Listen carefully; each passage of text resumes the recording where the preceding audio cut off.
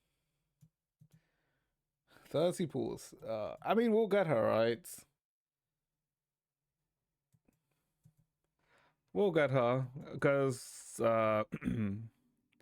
like, we get another 10 pulls from here. Yeah, we get 10 pulls from here for the banner.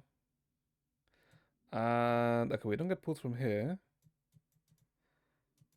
We'll get her, don't worry, we'll get her. And I can probably do stuff to get more pulls, right?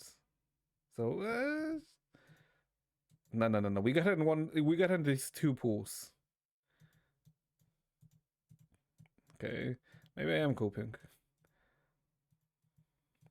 Okay, no. Imagine we get her disc before we get her. Imagine the disc is first. No, it's not. I mean, I just used the 3,000 that's here, right? It's like fine. Did I do Abyss? Wait, which Abyss? Which Abyss are you referring to?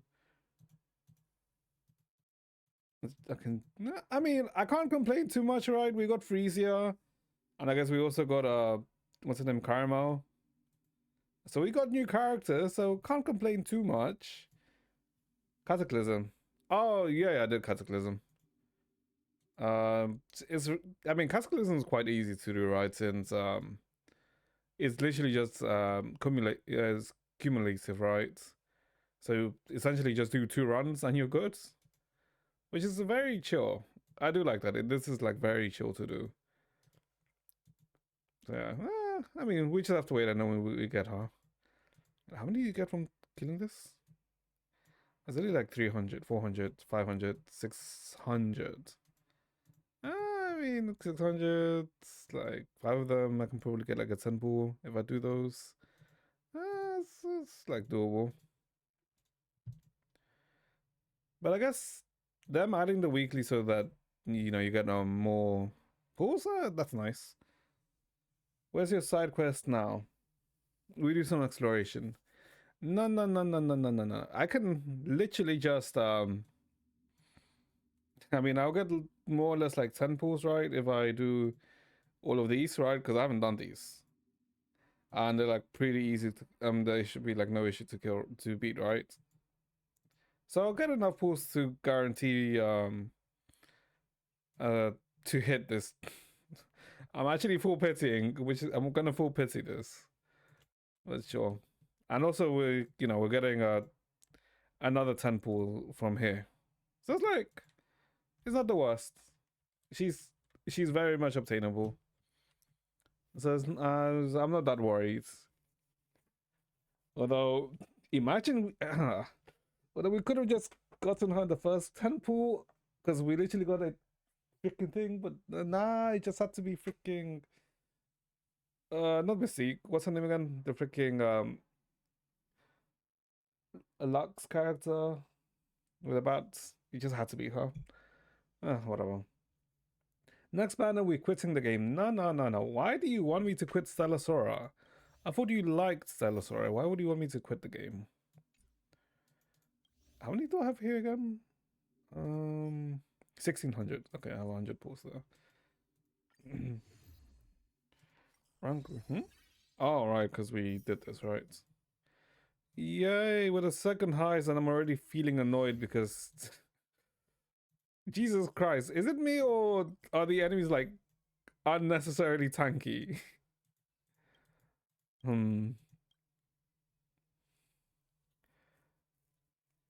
It does feel like enemies are unnecessarily tanky in this. Just you? No. I feel like they were way unnecessary tanky just doing A6, right? Obviously we managed to do it, but Jesus. Yeah, we'll do the recap. Let me just get this going and then we'll start doing the recap. Okay. Don't start another one. Yeah, don't worry. We'll start a run and I'll do the recap how the run's going, right? Rather than just me walking around in a circle. -1 hour. No. We shall multitask, chat. Believe in my ability to multitask. Privilege boxes. Cope. What the hell do you mean cope? Privilege weapon box. What's a privilege weapon box?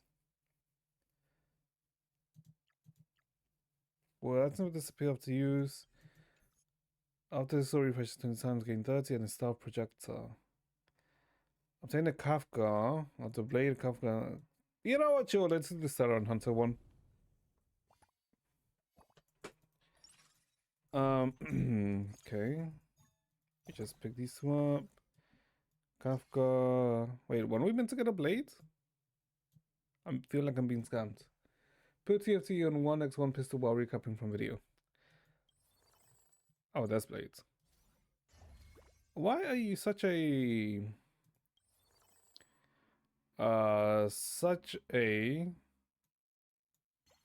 don't I say hater? No, not hater. But either way, let's see. So 3.8 stalling hater. Okay, but I'm not okay. Okay, but what's so bad with a little stalling? What is so bad with a little stalling? You're telling me you've never stored anything? I'm pretty sure everyone in their life has stored something. No, why the double standards? No, you've never stored anything. Okay, my bad, my bad, my bad, my bad. I didn't understand that you've never stored anything. But regardless, so 3.8 was, I guess it takes place after Euphorius, right? It doesn't mean. I thought that maybe 3.8 like might take place slightly before Euphorius, but no. It specifically takes place after Euphorius, right? Show video word from words. I mean, wait, do you need me to show a video? I'm pretty sure it should be fine doing it without video. 2 weapons, obtain random character. No. Yes, you need a video. I see. Okay, let me just get this.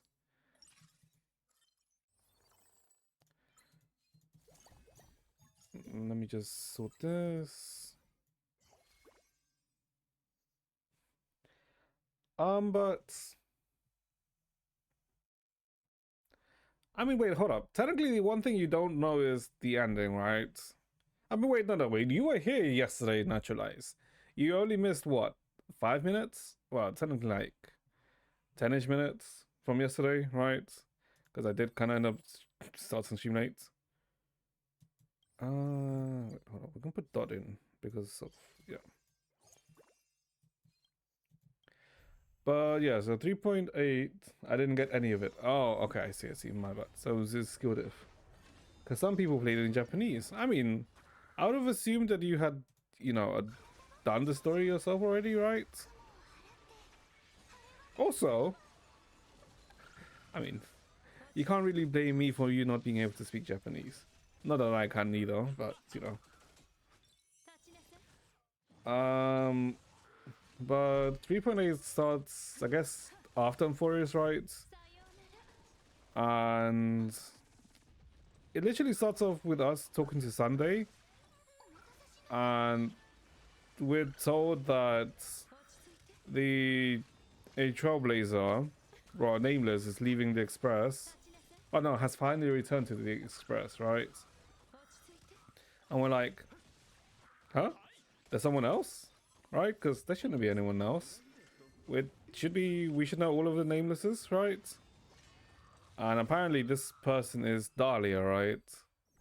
And they appear and then they're telling us that they just came back after a while and that they've been with us the whole time, right? That Dahlia was with us like during Yorilo 6, Gensho Alliance, Pentagon and Furious, like she was with us the whole time, and that we spent the most time with her, right? But it's like, hold up. I would remember if there was like a big titty had wearing character with us the whole time. I would distinctly remember that. Alright, so it's like, something's not right. Right? And so we're like, hold up. why is everyone so, let's say, not goody two shoe with her, but why is everyone being so overly familiar with this person? This person is, as in a way to say it, extremely sus, right? And when we are essentially, trying to out them, but no one else is essentially listening, right? We kind of start, we talk to her and, are questioning her, but when we try to question her, when we get our, choices of what to say, it keeps basically giving us only one option, right? That, oh, we should know her, but we don't, right? But then essentially this, let's say, quote unquote, um, meeting kind of goes back to the start, right? And we're back to talking to Sunday. And in this case, Marge comes and tells us that Black Swan is leaving the Express, and we're like, oh, okay, Black Swan's gonna leave. Sure, like, we know Black Swan. Like, she's been with us since, I guess, the end of Penacony, right? I mean, since Penacony and during Amphorius, right? So I was like, okay, sure. It's like she was never gonna be with us the whole time. So we go see Black Swan, and what do you know? It's not Black Swan. It's a white. I guess it's the woman in white pretending to be Black Swan, and we're like, hold up, you're not Black Swan, and we're essentially calling her out again. And because we call her out, it's as if the space we were in kind of like fractured and broke, right? And then we wake up and we're in a room in Penacony. Well, it seems to be in a room, right? With her sitting across the chair, well, sitting across the table, and telling us that we have, that our memories seem to be very much well protected and well guarded. I need a video. We're still gonna do the freaking finish this run of thing. What's it called? What should we call it? Currency Wall run. But sure, I shall provide you a video. Let's see. Okay, no, we'd have to do all of them. We need this. Okay, let me mute my ass. Finish it on your second monitor. Okay, but but you do know I'm gonna be freaking like moving like this thing, right? Why not? Where is this? Is it this? Yeah, okay, this is the thing. Yeah, this is this is what I was telling you about how the nameless came back, and then how pretending to making people think that uh she is a nameless, right? And I think here is the option should be around. I think it's here where she kind of like manipulated so that we can only pick certain options, right? Which kind of like basically implies that okay, we're in not reality, let's say, right? Oh, I guess I forgot to mention this. That the one way we broke, let's say, through this from this state was because we kind of got like an overlap, right, with Kafka. It's not like Kafka appeared, right, but it's kind of like a remembrance of Kafka, right? Where essentially um we're kind of reminded of what she tells us, right? And I'm pretty sure this is what I think she said at the start, right? And also, yeah, what she said at the start, where we will face many things, right? But we'll seek answers. Yeah, and this is when we wake up, right? and she introduces herself as Dahlia. I know she's very nice. And in case you don't remember who Dahlia is, remember back to well, before Penacony, to the Everflame Mansion video where with Duke Inferno, and they were all given a pretty much an introduction, like each child of Duke Inferno was given an introduction that they're gonna go after certain figures in Penacony, right? Because they seem to be poised to be adversarial to different paths, right? And that kind of like didn't amount to anything because Duke Inferno and the Everflame Mansion kind of got they kind of got wrecked off screen by Acheron before Penacony even started, right? Because I mean, freaking Duke Inferno got turned into the follow-up set that was released in 1.6, I think. I'm pretty sure it's 1.6, right? But yeah, so Dali essentially tells us that she can't really mess too much with our memories, and she can't really read too much into our memories either, right? That our memories are very, let's say, well protected, more or less, or let's say special, right? That she introduces herself as a memo keeper, right? Which is like, okay, yeah, memories, sure. Then we also, spot the cat in the background, which is very important. Oh, I mean, it becomes much more important afterwards, right? But you should have already kind of like assumed that maybe the cat is Elio, right? Because the only cat that we know in HSR is Elio, right? But that's with the Stellar Hunters. But then, if that's so, why is this cat here, right? It's like, you know, maybe it's just background, right? Because this place is kind of, let's say, quote unquote spooky, right? So maybe it's just for the setting, right? It could be nothing, right? Just ignore the cats, chat. Ignore the cat until the cat gets brought up. And stay with me to the playlist. Stay with me to the playlist. Is even the playlist? What is playing right now? I mean, it's just this random playlist that's playing. I'm not choosing anything. Stay with me. Oh. Wait, I know what stay with me is. What am I thinking? I mean, it is a good song. Wait, is this the one? No, it's not this one.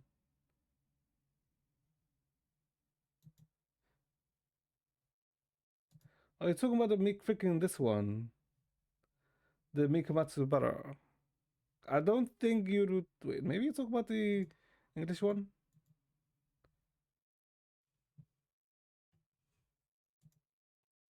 I mean, it is a really nice song. But yeah. And Dahlia essentially tells us that basically questions us if we really remember Penacony correctly, right? And basically told that uh hold up. We're basically told that um we're missing memories from Penacony, right? And she tells us that the Penacony gives us kind of like a small glimpse, and we find out which memories we're specifically missing, right? Where's the thing? All right, this is like this is it does kind of give you hints about it being this being Elio, right? Because whenever it talks about the script, it does kind of like pan towards the cats, right? And we're given a small hint of what the memories like are related to. It's because it's this. Where is it? Yeah, because we see a small glimpse of Firefly, and we know this is sign of her entropy loss syndrome, right?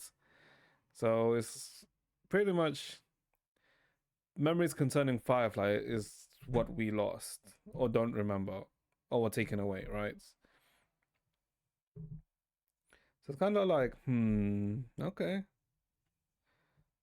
all right, because then you kind of like think back to Penacony and then you remember that Firefly did kind of like go missing after a certain point in 2.1. 2.1? 2.2. 2.2? Yeah, 2.2. After a certain point in 2.2, she kind of like goes missing for a bit, right? And then we really don't see her until 2.3, right? In the epilogue. With the, with the sparkle stuff where we fake her death there, right? With the sparkle explosions, or quote unquote explosions, right? And, she essentially has a quote unquote happy ending, right? In 2.3. She has a happy ending. But, this image kind of tells us that was it really happy ending? Right? Was it a happy ending? Hmm. Where did she catch the illness? It's something that she naturally has because if you remember back to Firefly's story when in Penacony, she's a Glamour Cavalry Knight, and the Glamour Cavalry Knights were essentially uh they're humans, but they're not, let's say, natural humans, right? They were kind of like in a way test tube babies that were created by Glamoth to essentially act as soldiers, right? And because they were created for the purpose of piloting Sam to fight against propagation, uh, they the side effect of them, being created to pilot, the mechs, is that they all have the entropy loss syndrome, right? Meaning that over time they will start to lose. They will essentially end up disappearing, right? And the way by which the entropy loss entropy syndrome is, let's say, controlled is by them going back to Glamoth, to kind of get like not depressants, but quote unquote treatment for it, right? But the Glamoth kind of fell, right? So there is no real treatment for it anymore. Like there's no cure for the loss entropy syndrome. So the only way she, let's say, can slow down the developments of it is by not being active, right? By staying inside a pod or staying inside the SAM armor, right? Because the SAM armor does inhibit the development of her syndrome. Discarded subpoena. Shut the fuck up. But yeah, so that's the stuff behind the entropy loss syndrome, right? And that's why she's always inside the mech, and we've only really seen her inside Penacony, right? Where technically she's not really affected by the syndrome as much, right? Because it's the land of dreams, chat. It is the land of dreams. So yeah, so this is like a part of the memory that we've apparently forgotten, and you see like she kind of be having the dead eyes, the cracks on her face is like, what did we forget? What exactly did we forget? Yeah, what did we forget? Surely it wasn't like. Surely if we forgot, it mustn't have been important, right? So maybe what happens to Firefly doesn't really matter. Yeah, I mean, yeah, it doesn't matter. We forgot, so can't be having that important, right? Yeah, so it didn't matter in the end. Uh we'll talk about it when we get to it. Alright, we'll talk about it when we get to it. And so basically Dahlia tells us that try and remember your whole journey through Penacony, right? From when we entered the hotel to when after. Skip this song. You want to skip Poi Poi? I mean, I don't mind. I don't mind skipping Poi Poi. right? So then, we're going through our memories of us being in Penacony until when we met Firefly. And then she essentially tells us that we're, she's going to help us recover our memory by using the memory of other people, of other people in Penacony to, slowly return our lost memory back to us, right? And one of those is we are essentially going to experience Firefly's memory, right?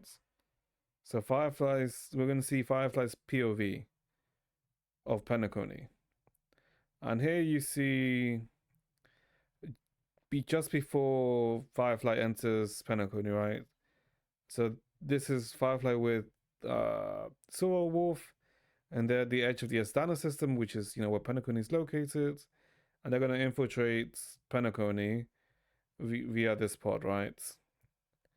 And since because of the entropy loss syndrome, Firefly can't really, let's say, dream. So they're using a special method to allow her to enter the dream, right? Because the entropy loss syndrome isn't, she just fades from existence. She starts to slowly lose things, right? And then fades away. And one of the things that she's lost is her ability to dream. Hence, a special method has to be used for them to be able to enter for her to be able to enter Penacony, right? Because she has a mission to accomplish. And if you remember back to Penacony, the mission that she has to accomplish is she has to enable the Trailblaze, sorry, not the Trailblaze, the Astral Express to search and find the Watchmaker's legacy, right? Which, we once you do Penacony, you learn that the Watchmaker's legacy is all about what Mikhail, what's one Mikhail, Rosalia, I think was her name. Like what they did in Penacony, of how they helped establish Penacony, right? I don't get it. What don't you get?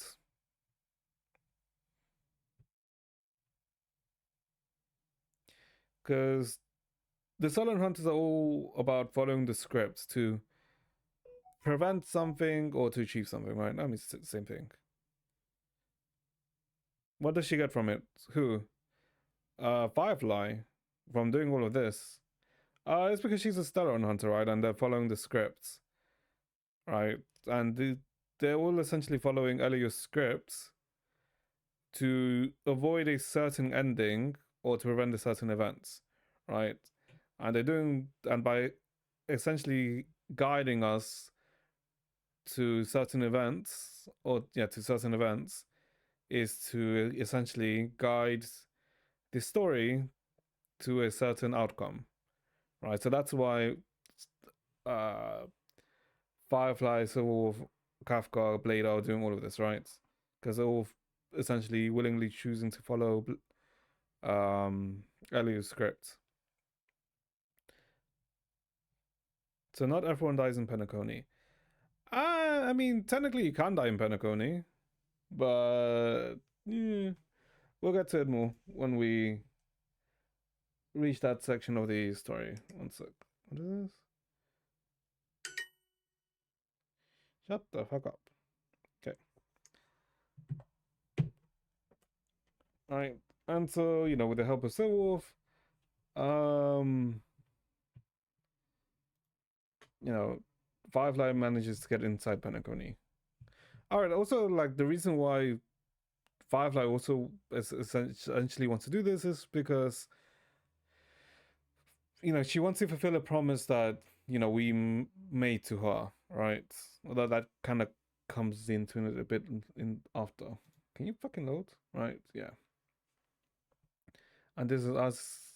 Well, no, sorry. This is Firefly and Firefly inside Penacony, but not in the Barbary Hotel where everyone goes, right? Because she's instead in a more, let's say, neutral area, in an area where the family isn't, let's say, observing or isn't observing to all right. So kind of like a uh, kind of like an abandoned place, right?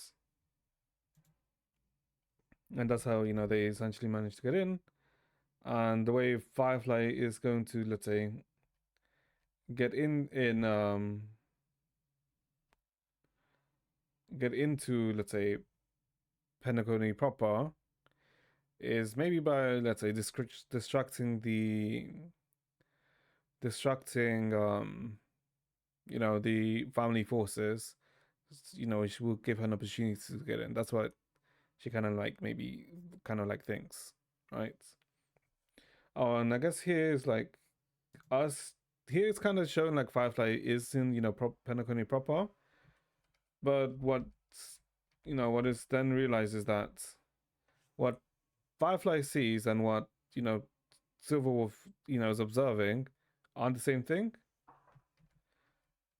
All right. And I guess also this is also telling us how Silverwolf hired someone in Penacony that's gonna assist Firefly, right? And obviously we should know. You should know that okay, that person is Sparkle, right? Because we know that Sparkle was hired by the Stellar Hunters, right? To help them in Penacony, right? And then this is about how they're not seeing the same things, and that's because it's just the way of how memory works, right? Yeah, because this is specifically what like Silverwolf tells her, right? That she hasn't gone anywhere. That she's still that she's just been here the whole time. She's just been kind of like observed things that were in the real life, well, in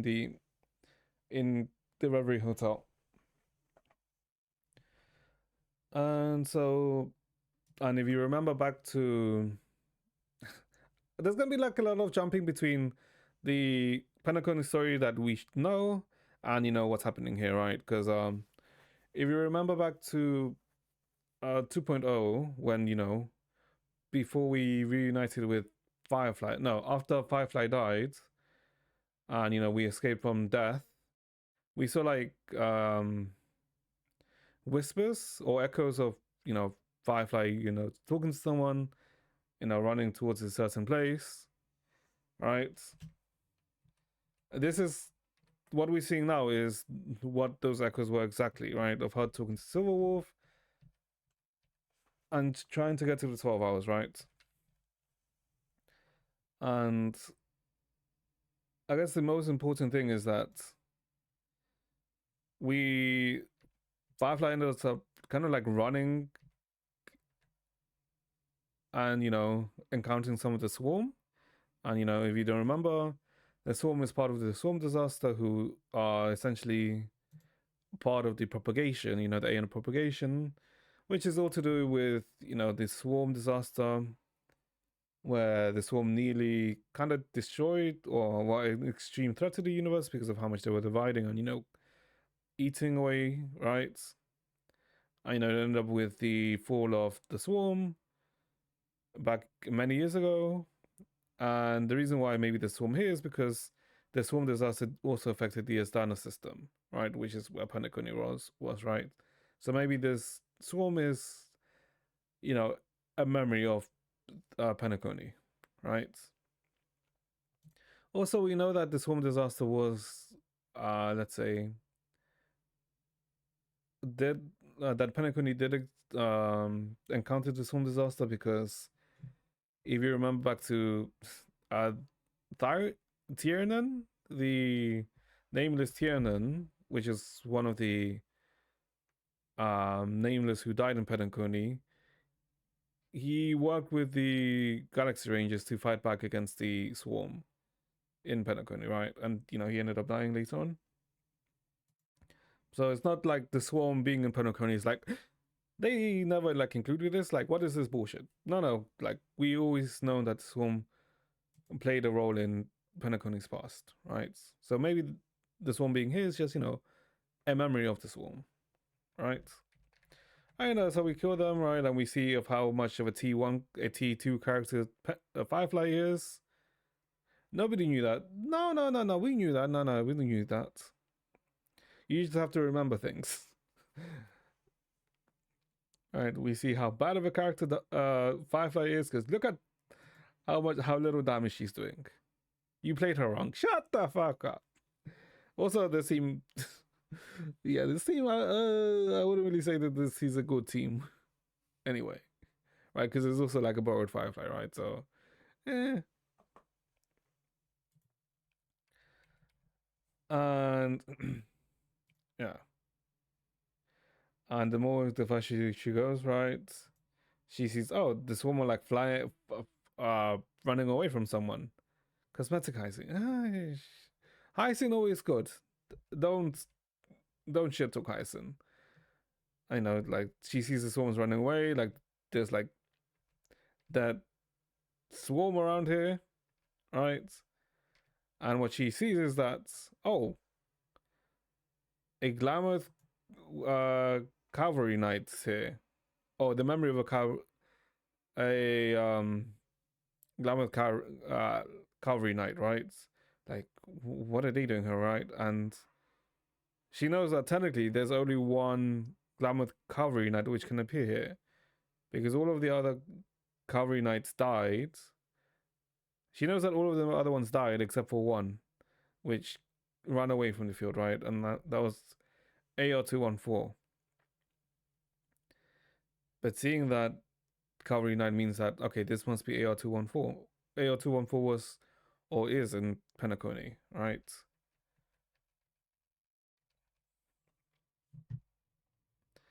And I'm pretty sure AR214 is Ha. That this is AR214. The girl with the glasses.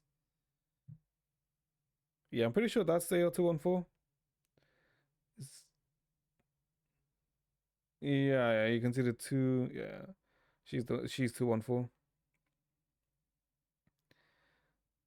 And then we go back to Black Swan, right? Is sorry, not Black Swan, Dahlia, right? And telling us that we're essentially checking using kind of like she kind of like recaps of what do you go through, right? Or what do you see in each memory, right? So she kind of like recaps what Firefly, the Firefly encounters in the Glamour Nights, and yeah, like every time we go back to Dali, it's more or less acts a bit like a recap, right? And this is Dali kind of showing how this is what happened, the Trailblaze mission, right? Because this is everything we experienced between 2.0 to 2.2, sorry, 2.3, right? Because entering, being with Firefly, death, investigating the murder, Dream Reef, right? Dream Flux Reef, everything. And finality, I guess the part of well, not the part of finality, but the finality story is what we didn't see, right? This is like Firefly's story, like all of the other characters' story that we ourselves didn't see. And now that we saw, the start of Firefly's story in Penacony, we're now seeing the start of Robin's story in Penacony, right? Because apparently Robin was here when we first encountered Firefly, right? And we saved her from the uh, Bloodhounds. But I'm pretty sure no one remembers freaking Robin ever being there, right? But apparently she was. And so we're seeing Robin's memory from when we first entered Penacony, right? Because if you remember when we first entered Penacony, Robin helps us stabilize into Penacony, right? By using her tuning.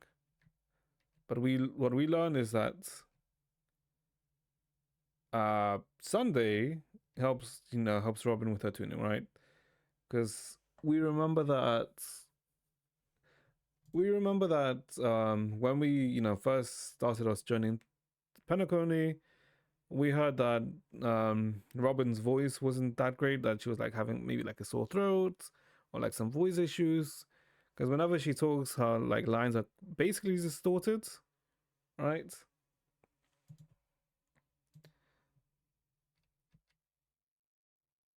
People think it's AI. No, okay, I can get maybe the people think it's AI because people are stupid, but no, no, no. I remember this back in 2.0 because I remember hearing that. Wait, why this?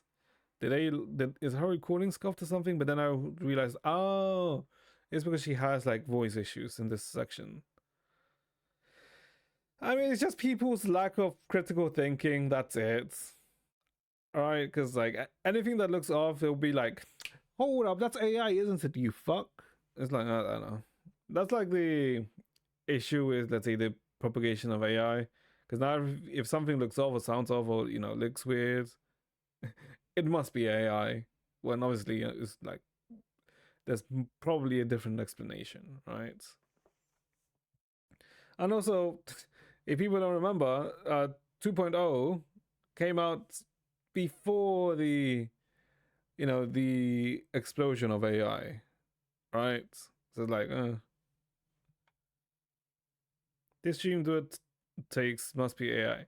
Shut the fuck. What do you mean? No, no, no, no, no. My DNA takes are my own takes. They're not AI. Do you think I go to? Do you think I go to? Hold up. Do you think I go to ChatGPT? Go.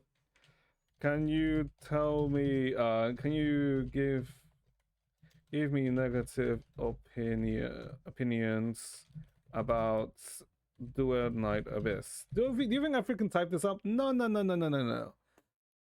My opinions are my opinions that I've said before freaking since I first tried Dual Night Abyss in its first beta. No, no, no, no, no, no. Like feels unpolished and buggy. Okay, but that's like game still feels like it's beta. Repetitive grind. I mean, that's just freaking the nature of the game, right? This is exactly what he's saying. Lacks character expression or life. Combat controls feel clunky. Okay, but this is also what generally was true at the time when I played The Night Abyss, right? I never said that the world NPC feels static. I never said that. Uninspired or derisive. I never said that. The visuals are like kind of like neat for Do Night Abyss. Like my biggest issue with Do Night Abyss was that the controls sometimes felt like some of the decisions like made no sense, right? The movement was my biggest issue, right? With Do Night Abyss, and that they knew this, they knew all about this during beta, and they never really fixed the things, right? And the only reason why Do Night Abyss got even any traction was because they removed Gacha. Oh my god, how could they remove Gacha? What an unthinkable thing, right? And so like it gave very much a lot of traction to Do Night Abyss, and people ignored, just solely focused on that, praising Do Night Abyss for removing Gacha, and ignored the main important thing of how does it feel? How does Do Night Abyss feel? Does it feel good to play? No, no, no, that doesn't matter. It doesn't matter if it feels like some freaking buggy mess or like it has like no weight. They removed Gacha. That's the most important thing. It doesn't matter. Everything else doesn't matter. You think that matters? No, no. The fact that they removed Gacha is the most important thing. Fucking dumbasses. I've never seen the take. Shut the fuck up. You're telling me you never saw the take of, oh my god, they removed the Gacha. How revolutionary. Shut the. Literally when it was announced, like that's the only thing people could talk.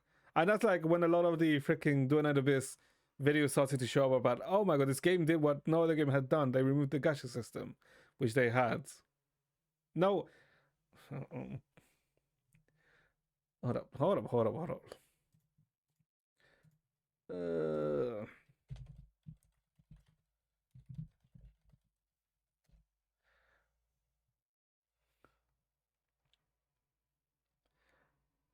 You're telling me that all of these videos about no more gacha, no more gacha, about when it came out, you're telling me none of this happened when you can clearly see this happened. The best decision. No gacha equals good. Like, shut the fuck up telling me none of this ever happens. This is the only thing that people spoke about during Night Abyss when they announced they removed the gacha. Rage beats. Ah ha ha. I'm reading Reddit every day. They always discuss, because you're reading the freaking Reddit of Do It Night Abyss. Of course they're gonna talk about that because they're actually playing the game. I'm talking about freaking before the game came out. The game came out. But regardless. Hey, my opinions gonna come from Chat GPT because I've also made like dumbass, opinions. I'm pretty sure. So it's a tourist take. You know what? Yes, it is a tourist take. Tourists are basically just talking about it. Oh my god, there's no gachas. It must be good. But when I played the game, it didn't feel that well. I didn't really like the movement is cool because they tried to copy uh they essentially tried to copy the Warframe movement, which is like really smooth. But then because they tried to copy it, it doesn't. You have to compare it to Warframe movement, and it's not. It's not the same, right? And the movement on the combat field is something that people brought up in the betas, but then they didn't really change too much of it, right?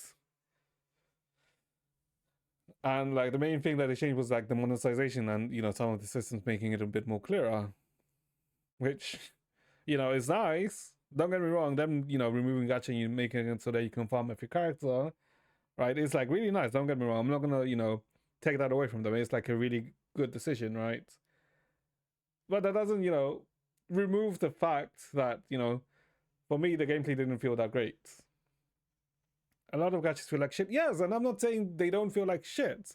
I'm not gonna fucking praise Azure Lane for, oh my god, the gameplay of Azure Lane is like amazing. That's why it's such a popular game. No, the reason fucking Azure Lane is insanely popular is because the fucking characters, like the art of the characters, the skins. That's why Azure Lane is like popular, because it's a game you can just auto play and then just play with yourself while you look at the characters. It's basically a waifu.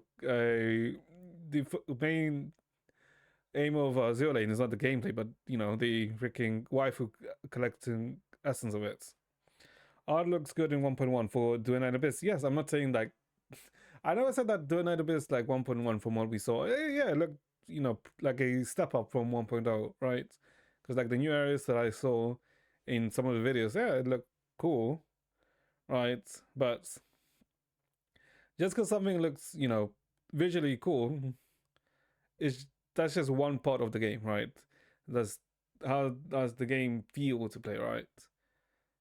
Because I could say that freaking something like Deltarune looks like shit because it's all pixelated, but the game, but what then makes up for it can be the gameplay, right? Or something like that, or like the story of the gameplay, right?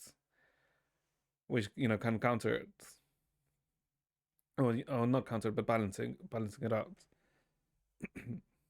But regardless, why the fuck are we talking about DNA? Why? Okay. regardless. Okay, back to 3.8. You asked me why sometimes freaking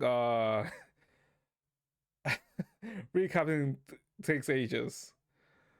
I mean, not like I mind, but okay. Anyway, back to this. Where were we again? We were talking about Robin and Sunday. Right. Um, oh god, my mind. All right. We were talking about how Robin's voice is like, how even when they present her voice in the story, it was kind of like glitchy and sometimes cutting off, right? Cutting out. Yeah, that was because how she was more or less losing her voice in the section of the Penacony story, right? And what we find out is that because in 2.0, for Penacony, this is the first time we see Robin, and technically the last time we see Robin, because the next time we see Robin is, after she's already been killed, right? At the end of 2.0. So we see what exactly Robin did in between, right? And we see that Robin talked to Sunday and that she was already suspicious of uh that something was happening in Pentagon, right? That she already kind of became aware that seems like someone seems to be planning something heinous in Pentagon, right? That she fears that it might be someone, a member of the family, or a high ranking member, right? Because she feels that the harmony, well, not that the harmony, right? But she feels like, um, yeah, that someone like high ranking is it, right? That it's up to no good in Pentagon, and they want that maybe they're gonna use the Sharmony Festival to their advantage, right? And essentially, she's on her investigation, and she tells Sunday, right? Because Sunday is the one person she knows she can trust, right? Because Sunday's her brother, and everything she's been with Sunday, so surely Sunday will help her, and investigate with her against whoever's this interloper that's trying to mess up the Sharmony Festival. Surely Sunday's a good guy, chat. Always believe in Sunday. Um. So yeah, but Sunday tells her that okay, leave like the investigation to him. That he will further investigate to see like what's like to try and find like who's off, like who's actually behind all of this, right?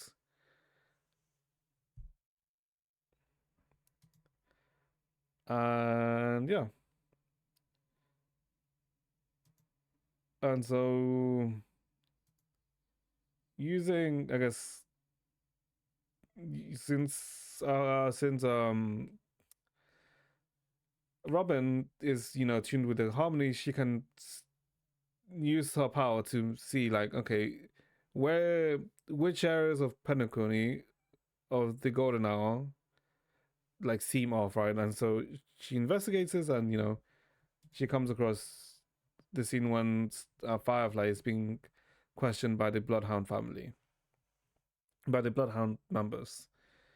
What are they investigating? Who? Sunday and Robin.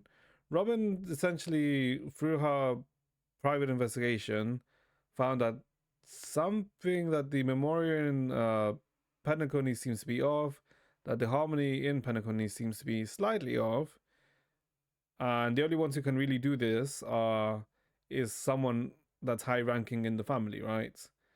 And since the timing is like is the timing of the Chamonix Festival when there's a lot of, let's say, different representatives from the whole universe, something is going to happen during the Chamonix Festival, right? The vibe seems off. I guess that's one way to put it, right? The vibe seems off. Right. So, and that's essentially, you can argue that she essentially investigates the vibe in Penacony, and this is like where the vibe seems off, right? And she sees Firefly being investigated, right? And she hears that Firefly introduces herself as part of the I can't remember what family she says that she's a part of right here. Uh I think she says she's a performer, a member of the, yeah, I can't remember what family. Right. And this is where she gets her help from you know we help her against the goons, and Gallagher um basically tells them that the stowaway is a silverhead man, not a silverhead woman, right? Our family would have been these. Yes, yes, yes. And then Robin checks that is like Gallagher lying, but then she obviously checks and hears his frequency, and she sees that, oh, Gallagher's not lying, but she also knows that Firefly is lying about her being part of the, it's not Oak family, well, one of the families, right? because she realizes that Firefly is a stowaway, so she ends up kind of like leaving a mark on Firefly, right? So she follows Firefly to see. Oh, the Iris family. Okay, that's the family she says she's a part of, right? Although that doesn't really matter to be honest, but fucking hell, what did I press? Uh, so yeah, she essentially just keeps following us, right? And just seeing like what's happening, right? Trying to see, maybe is Firefly sus? Is she not sus? Maybe not, right? And this is when this is when Sampo, well, Sparkle, first appears, right? And while they're doing that, she talks to Soyban, right? And if you remember who Soyban is, she's the bartender in she's the bartender in Penacony, right? Which we see her in this main story, and there's been two bar events, if I recall, right? Best 4-star. If only she was an actual 4-star. I feel like she does have the design to be like a playable character, but they never did. But yeah, she has like a neat design, so we kind of like see, a bit of more of the relations that Robin has, right? Right. Yeah, that's essentially it, right. And I guess the most important thing is what Soyban says here, right? If Robin has found the answer of why do you sing for? Why does Robin sing? Right? Because that kind of like becomes more apparent later on. And the reason why Robin is so, let's say, sus about Firefly is because before Sampo appeared, like, and while we were separated from Firefly because we went to go buy some ice cream, Firefly kind of like got some a communications from uh Silverwolf, and this like odd communications like, okay, now this girl is like sus, right? I this is her tracking Firefly. I noticing that okay, they took the tunnel to you know uh to like this outer place, but then realizes that oh, this tunnel is like very known for smuggler, mainly known by smugglers, right? So okay, she must be like a stowaway. She must be like sus, right? And this is us. I guess Firefly. Sorry, not Firefly. Robin kind of lost, side of us. So she asked some Bloodhound family members like, have they seen a girl with grayish hair? Well, two girls with grayish hair, right? And they kind of go like, oh, no, we haven't seen anyone. And then Sunday kind of appears. Yeah, Sunday then kind of appears, telling us that, basically telling them that don't mind anything, right? That he's come to find Robin. That yeah, he's like acting very very friendly, right? Because how you see this character and how can you not think, oh, he looks like such a friendly character, right? And what we learn is that that's not Sunday, right? That um someone's impersonating Sunday, right? Because Sunday would never, let's say, be open up about himself to other people, right? And I guess Sunday also mentions of how people were free, run away from death, right? And this is where we see that other one who's obviously impersonating Sunday is none other than Robin. Sorry, not Robin. Sparkle. That Sparkle, is imitating Sunday. That she has her own agendas. That Robin wants to find out what exactly is uh, Sparkle up to, right? And Sparkle basically mentions that in the 12th hour, that Robin is gradually losing her power, and Sparkle basically mentions or gives her the hints about what exactly is the true power in Penacony. Is it really Harmony, or Harmony, the twin of Order? And this is where she gets killed. This is where Sparkle kills Robin, right? Because you remember back in 2.0, at the end of it, we find Robin's corpse, right?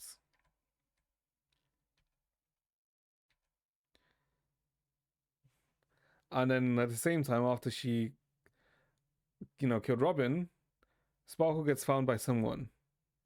As to that person, we don't know exactly who she got, found by, but we kind of like have an idea, right? You can kind of get an idea who she got caught by,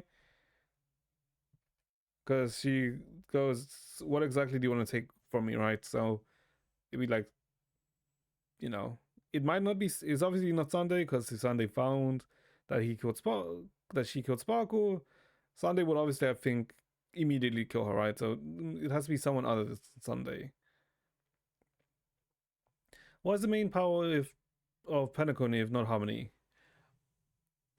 It is no, it is Harmony. It's more like what is it's more like Sparkle was saying that the leaders of Penacony, are they really followers of Harmony, which is the twin of Order, right? She's essentially kind of hints to Sparkle that Penacony, that there's something hiding in Harmony, is essentially what uh she tells Robin, that Order is hiding in Harmony, right? Obviously Robin doesn't immediately catch on what exactly she means, but she kind of tells her. Robin knows what it is. She doesn't know what it is, but she's been given hints about what it is. Why did she KMS? Why did Robin kill Sparkle? Sorry, why did Sparkle kill Robin? Uh, it's because Robin wanted to send Sparkle. Sorry, Sparkle wanted to send Robin into the Dreamflux Reef, right?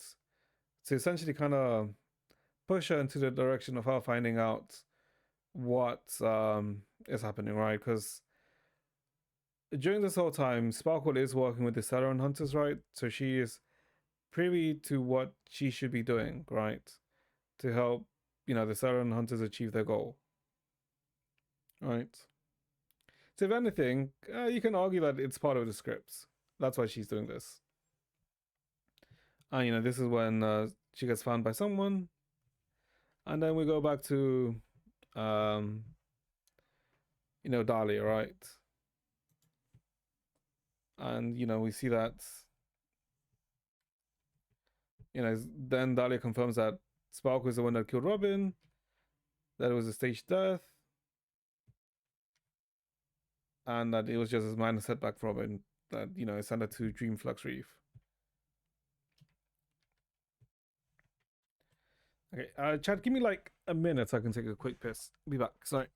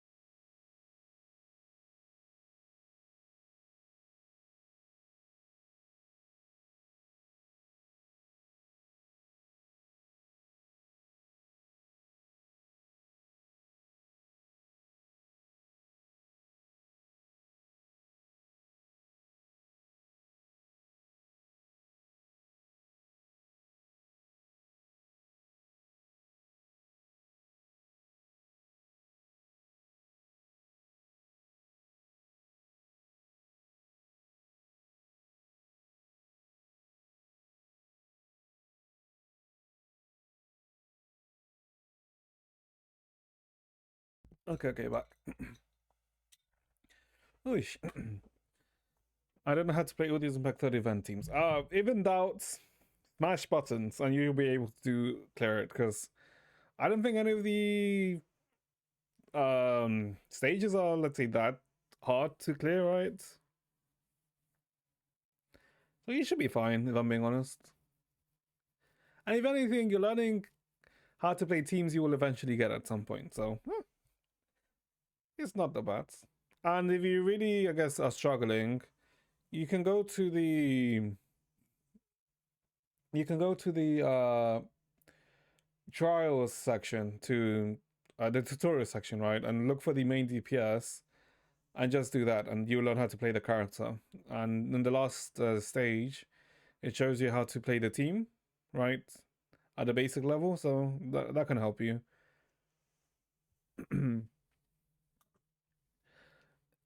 If you're struggling with the uh duo thing, the current event or the last event. Not signing for that one floor. I mean, you can also just try and button my shit, right? Okay, so where were we? Jesus Christ, I am. I mean, things do like speed up after bits. Right. So that's basically what Robin kind of went through, right? In Penacony. And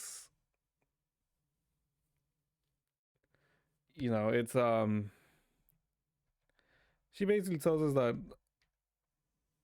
we kind of like skip through certain parts, right? So, we skip through, Sparkle, sending us to death, us encountering death, and then us getting separated from um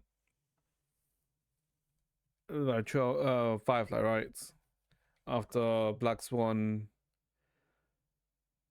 found saved us from death. Right? And I guess what Black Swan tells what Dahlia tells Black Swan, what Dahlia tells Firefly was that Black Swan kind of just said that Black Swan what is this? So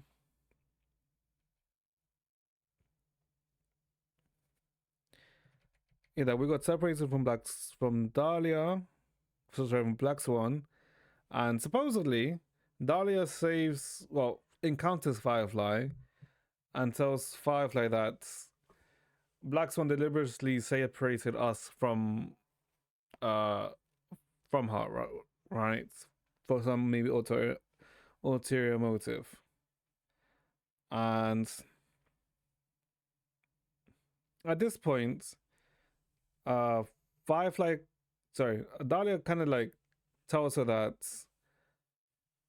she is the one that's working with Silverwolf, right? That she's the accomplice for the Stellar Hunters, right? And kind of gives her up to you know kind of informs her about death, right? And that she tries to like get in contact with Silverwolf, but she can't get into contact with Silverwolf, so she just leaves her a message. With the help of Dahlia, she will help guide Firefly through this, right? Because apparently, uh, Gopher Woods is being has his focus on death at this point. So it's like they're kind of like free to move to maybe explore, right? Because what they realize is that they have to like kind of like deal with Go Forward, right? And Dahlia tells Firefly that they kind of have to deal with Go Forward because in Penacony, Go Forward is like omnipotent, right? And she kind of tells Firefly that while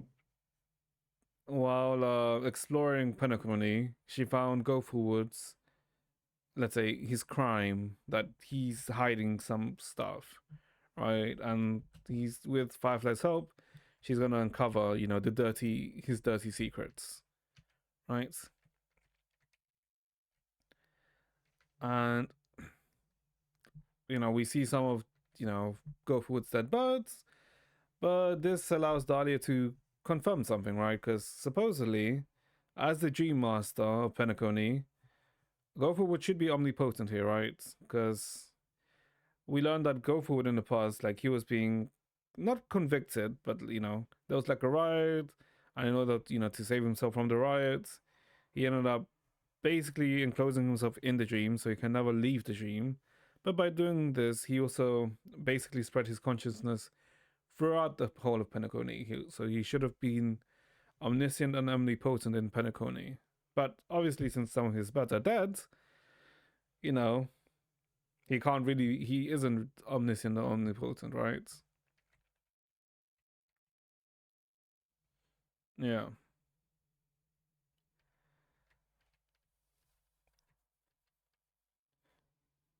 And so, because of this, it means that the Dream Master go forward is like someone that they can, fend off against. What does he want? Who go forward? Well, you know, we know that because in the main Penacony story, we know that Go Forward worked with Sunday to bring about order, to bring about the ascension of Enna, right? The Aeon of Order back, right? Because Go Forward is an actual in a past stride of order. So we know that he wants to bring order about. But apparently he's like hiding something, right? Something else apart from just him being a past stride of order, and that's what we're gonna find out. But it has to be something related to order, right? Because we know that he is a past stride of order. Obviously, these guys don't know yet. Well, Firefly doesn't know yet, and Dahlia, we can assume that she also doesn't know, right? Or maybe she does know, because right, that maybe Dahlia knows that his darkest secret is that he actually, rather than harmony, he praises the order. And, then we fight off against these enemies with Firefly. Right. We go for the hole. We go for the crack, which is like carrying a specific memory, which is the go for its memory.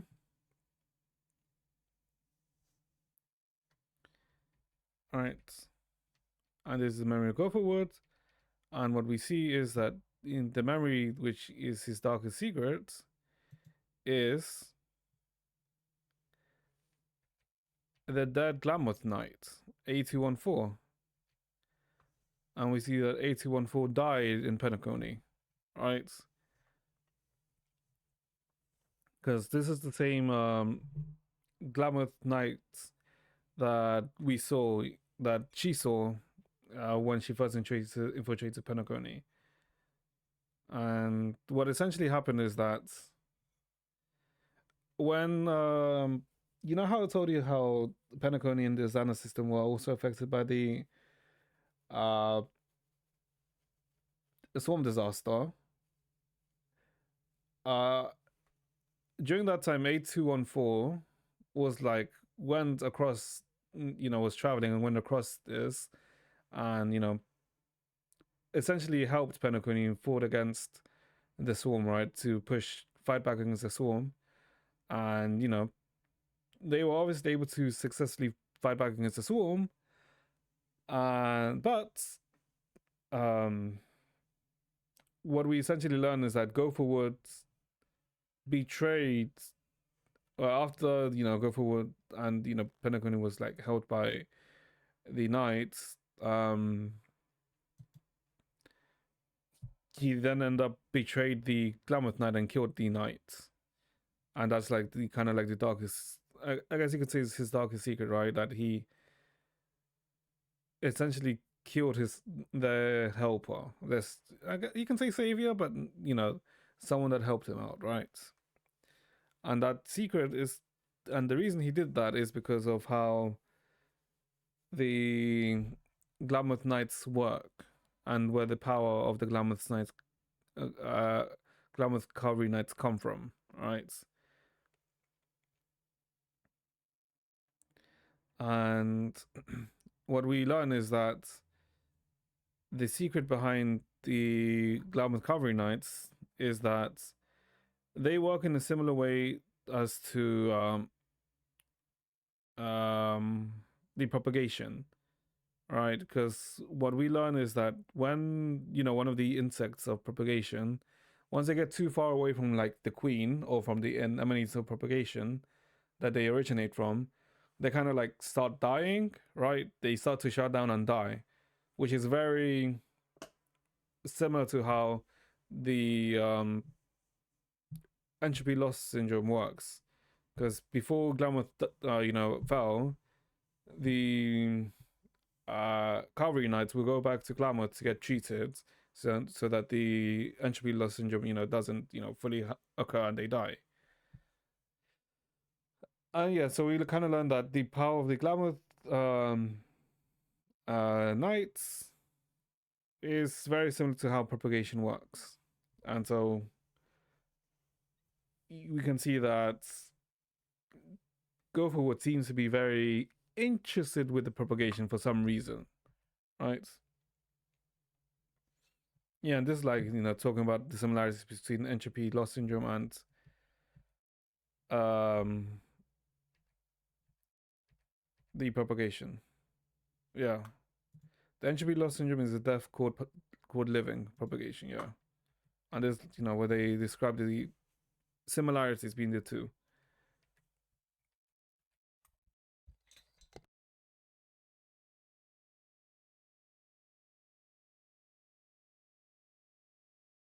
Okay, and so because they found the dead knight or the dead A214, with I guess Dahlia's help, she takes A214 from here, right, to give her a proper burial, right? Since she doesn't deserve, they don't deserve to be just left here, right? But since this is since this has happened literally after we were separated from uh uh we were separated by Black Swan. um she sees that we're safe, but uh Dahlia tells Firefly that to be careful of her because she's an emanator, right? Because obviously she knows Akron's an emanator because you know Akron went pop bopped the Everflame mansion, right? And she kind of like tell. I think this is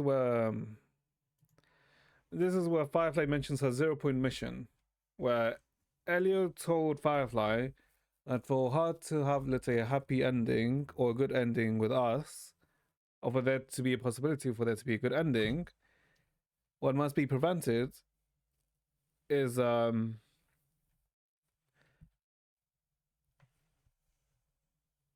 us being close to Akron when she draws her blades, because we cannot be tainted by the nihility. Because if we are tainted by the nihility, um, then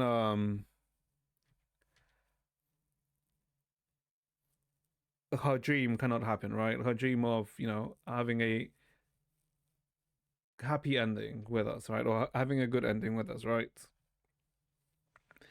Which then when you think back to the Penacony story, uh, that kind of is what happens, right? Because when Akron pulls out her blades against Aventurine in 2.1, we're kind of next to her, right? So that yeah, she kind of fails in that part. So Firefly is kind of like bad at this. Well, not really bad at this, right? But it was kind of like an inevitable thing or something that she really couldn't do anything about, right? because you know she's technically MIA during the Akron section. Maybe Joe Blade against us. No, no, because specifically it says that if there's even the slightest chance that Akron might draw her blade, I cannot let her be there. Yeah, it's not. She can't draw. It's not Akron cannot draw her blade against us. It's we cannot be near her when she draws her blades, right?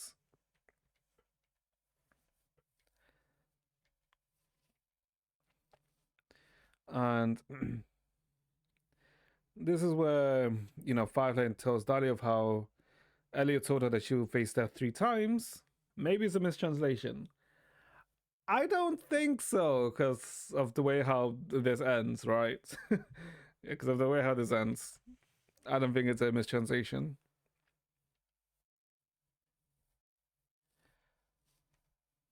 Yeah, and this is how Firefly tells her about the 3 deaths that she was predicted that she'll face in Penacony, and that she's gonna control like the first death, right? Because she knows she's gonna die, but she's choosing how to die, right? And this is where the best scene in okay, I'm not gonna say the best scene, but this is when the let's say iconic scene, one of the Penacony iconic scenes happen, right? Where you know she gets shish kebabbed, right? Where everyone gets surprised that she just gets suddenly shish kebabbed. He laughed at her death. No, I did not. I did not laugh at her death. I know I laughed at something, but I didn't laugh at her death.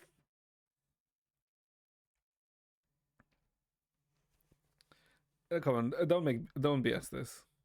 He enjoyed it very much. Okay, I did not enjoy her death. I didn't enjoy her death. Monster. Okay, shut the fuck up.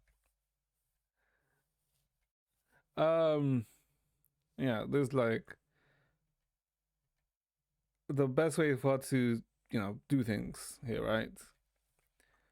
And then this is how she ended up at Dream Flux Reef because she noticed that in the Eye of Death there was like something reflected in it, right? So this allowed her to investigate more, but also to let's say fulfill Elio's uh prediction.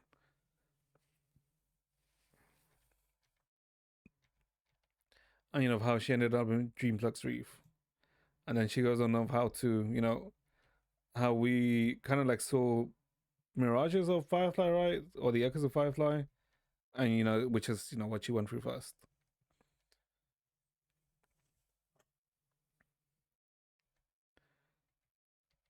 And this is, of how this gave her enough time to quickly rush back to, to this spot and came back as Sam and, when she engaged with us, right? And how she fought against us and then, we Akron held us back, and of how Akron, knows who's inside, right? Because she can tell, that it's Firefly inside the suit, and how is the Stellar and Hunter. I don't get how many dream layers they are. Um, it's not that hard, right? It's not that hard to get. Think of like a city, right? Of how you want when someone's like coming to a city, the mayor of the city wants like the pretty part, like the very nice part to be shown, right? So they're gonna hide, the parts which are like dirty. They're gonna hide, like the filthy parts, right? And unless you really look for it, you can't really get that. You're only gonna see like the idyllic version of it, right? Think of it of how think of a Fontaine, right? When you go to Fontaine, it looks like a very nice, looking area. But then as you really, look for it and go into look for it, you're not gonna get to the underground city of Infontaine, right? It's not that there's like different there's like different layers, but to get like to the other layer, you kind of just have to look for it, right? It's not like there's like some insane barrier or anything in between. Well, technically in Penacony it is, but it's because it's just working in dreams. That's kind of the concept of the, let's say, quote unquote dream layers in this case. Where I guess it's kind of like this. Uh, not that one. This one? Nope, not this one. It's kind of like this, where the 12-hour, where Pentacone is kind of like this. It's the 12-hour layer is this. Then is the then is, okay. Let's call it the inverted Reverie Hotel. You know, this is where we fight. This is where we fight. You know, death. And then here is Dreamflux Reef.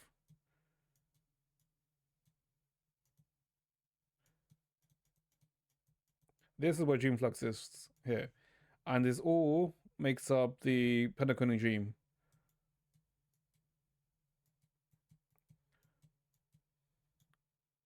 And this all makes up Pentacone. 12 is our no, the 12 is the 12 hour. 12 you know when you first enter Pentacone, right? And you in that you know, like that Hollywood-esque area, right? In the Hollywood-esque area where, you know, where you see the fountains or the cars, that's like the 12-hour that's like the 12 hours, right? Then there's the Reverie Hotel, and then there's Dreamflux Reef, right? 12 hours where Go Forward can, you know, Go Forward has like jurisdiction over here. And this is where Go Forward has jurisdiction over here. In Reverie Hotel, he can observe it, right? The inverted Reverie Hotel, he can observe it and, you know, affect it to an extent. But in the Dreamflux Reef, he has like no influence here. Like he has no influence over Dreamflux Reef. And since he has no influence, he doesn't want people getting there, right?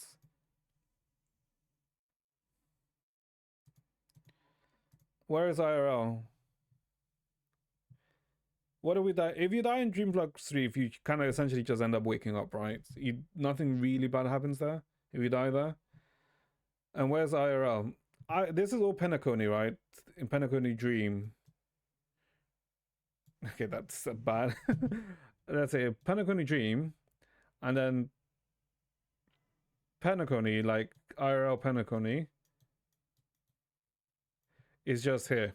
It's like separate from here, right? You have to go through Pentacone to go to the dream, right? That's how it is normally. So through the Pentacone beds is how you enter the Pentacone dream. With the via the Reverie Hotel specifically.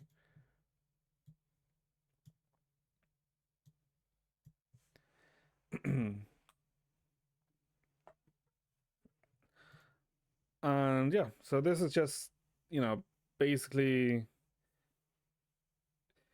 you know, the conversation that Sam and, well, Firefly and Akron had. And if you remember, this is like where Akron kind of asks Firefly if you remember, you know, the faces of those you've slain, right? Didn't she wake up if she dies 3 times? Not necessarily, because it's just that Elio predicted that she, when in her journey in Pentacone, she will die 3 times. Why did Firefly fight us?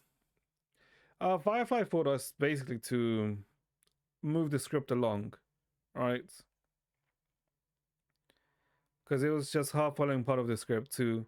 Because by making us, you know, moving the script along, she is, in, you know, basically pushing us to look for the Watchmaker's legacy, which is what her main mission in Pentacone is, to enable us to look for the Watchmaker's legacy. Right. Yeah, this is where, you know, just Akron talks to Sam about, you know, this is the instruction, yeah. Elio only gave me one instruction: allow the actual express to pursue the grand legacy, which is the watchmaker's legacy, right?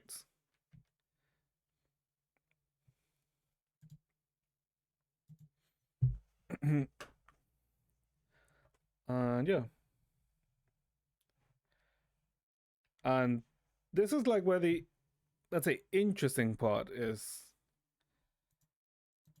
like where Akron says that even if we say farewell to the mortal realm, we shall have one final reunion when Terminus ascends to godhood once more. Right? Which is yeah, it's kind of sus because it's talking about finality, right? Because we know Terminus is finality. You know, when Terminus ascends to godhood once more means that Terminus ascended once in the past, but that means that kind of everything like uh, finality has happened, which is an interesting thing. We can access Dreamflux Reef only through death. Kinda. Yes. Is that, yeah, I mean, kinda, yeah, through death. Because what we're told is, what we're told in Penacon, when we enter Penacony, is that we should try and avoid death, right? Because if you die, you kind of, there's a chance of, it being reflected back to you in IRL. So if you die in Penacony, there's a chance that you actually die IRL too, right? So try not to die. But also, like, when you die in Penacony, you dive deeper, a layer deeper into Penacony, right? That's why when someone dies in Penacony, it allows them to go break through the layer a bit more, right? And since Firefly died here, her dying allowed her to go to Dreamflux Reef, right? It allowed her to go here. The reason why Robin, even though Robin died here, got killed by Sparkle here, the reason why she was able to bypass this is because of her being able to, let's say, manipulate Memorial quite well, because she's very harmonized with, she's very, I guess, synchronized. Oh, she has a very strong affinity to harmony, right? And in Dreamflux Reef is where the effect of harmony is the strongest at this point, because order isn't affecting Dreamflux Reef. Only harmony is. It's why she's able to head straight into there.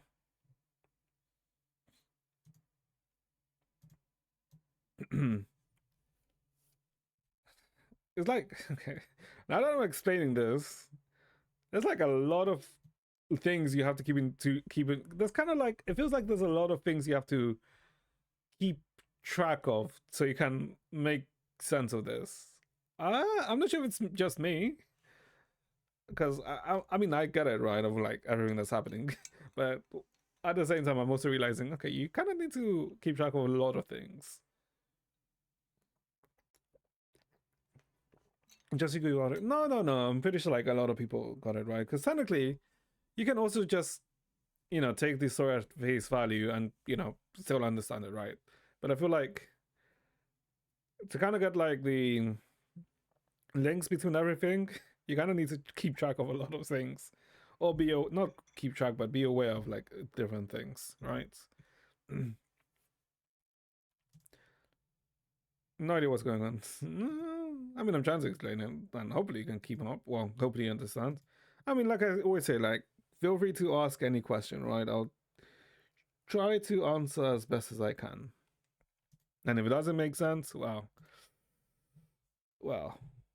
I'm sure there'll be someone, you can probably find a video on YouTube that may explain it better than I do. And I guess intriguing thing about this is that Firefly is kind of shocked about this, right? Because like, how does Akron know this, right? Because no one else should know this, right? Because no one should know this about Terminus, right? But she's like shocked that Akron knows, right? Even as an emanator, she shouldn't know about Terminus. This about Terminus.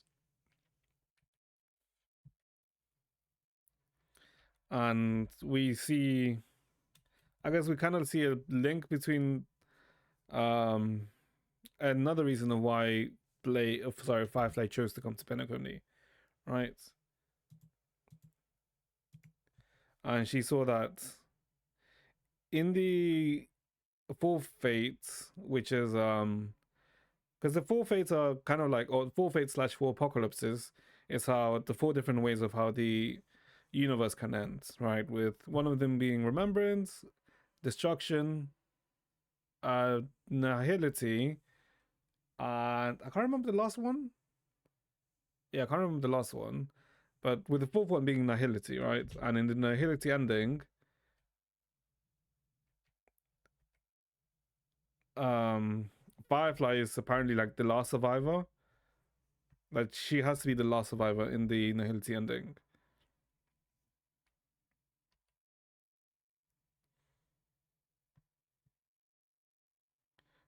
Yeah. Apparent that from what Firefly says here, to prevent us from being tainted by the power of nihility, um,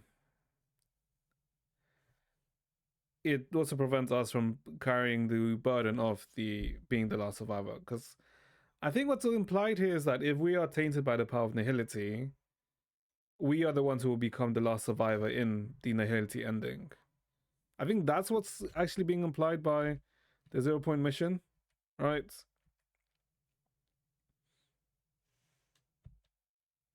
And essentially, what Firefly wants to do is that she wants to try and get an ending because Elliot foresaw that they don't get an ending, right? So she wants to try and get a happy ending.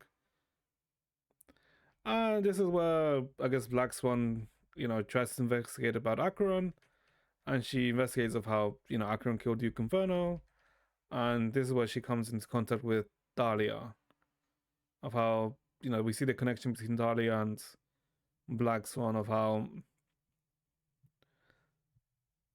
we see that in reality Dahlia or Constance isn't really a child of Duke Inferno. That similar to how we saw at the start of the two this story 3.8, where she kind of like made people think she was a trailblazer. She made the Everflame Mansion think that she was a child of Duke Inferno, because what we learn is that she very much betrays every group that she becomes a part of, right? That she betrayed the Remembrance when she was a memo keeper, and then she betrayed the Destruction when she was part of Duke Inferno, and so she's very much as per her name, very much fond of betrayal, right? Is what we essentially end up kind of like being told that the Dahlia, you can't trust Dahlia too much, right? Because she will betray you. She will eventually betray you. But you know what? If she betrays us, she betrays us. What can we do?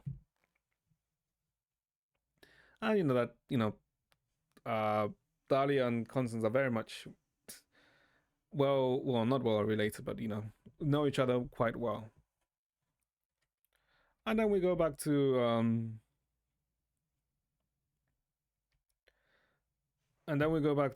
Dahlia, right, where she kind of recaps and tells us that the Celeron hunters are very much, you know, trying to prevent something, right?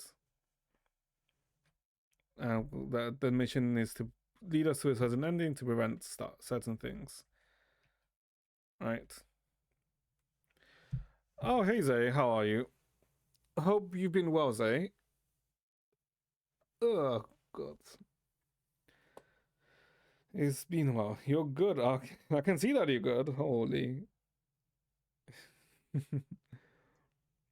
Yeah, actually, no. Now that I think about it, it has been a while since I think you've been here, right?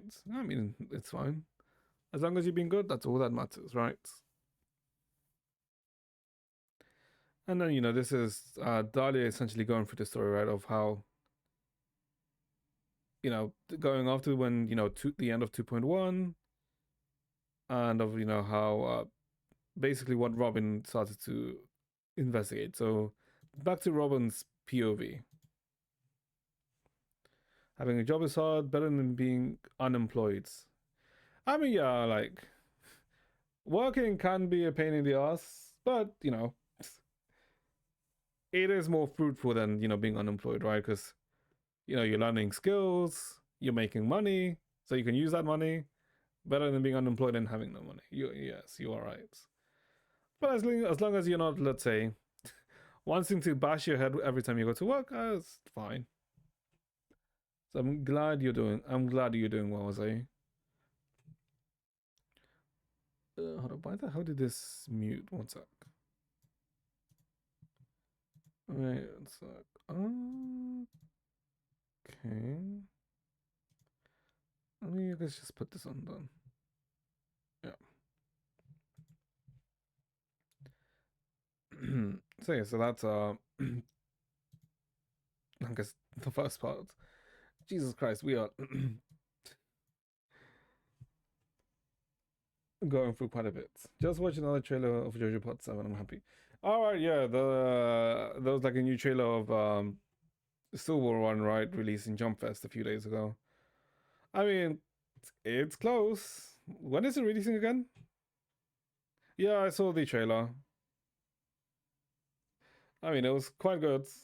I mean, I think. Wait, when is Part 7 airing again? I think it's in. I know it's next year. I think it's around May, I think, right? Oh, March, yeah, 19th of March, yeah. I mean, you just have to wait for it to come out now, so it's good. It's a long stream is fine. Fuck off! We're not doing a long stream today. We're most likely gonna go up until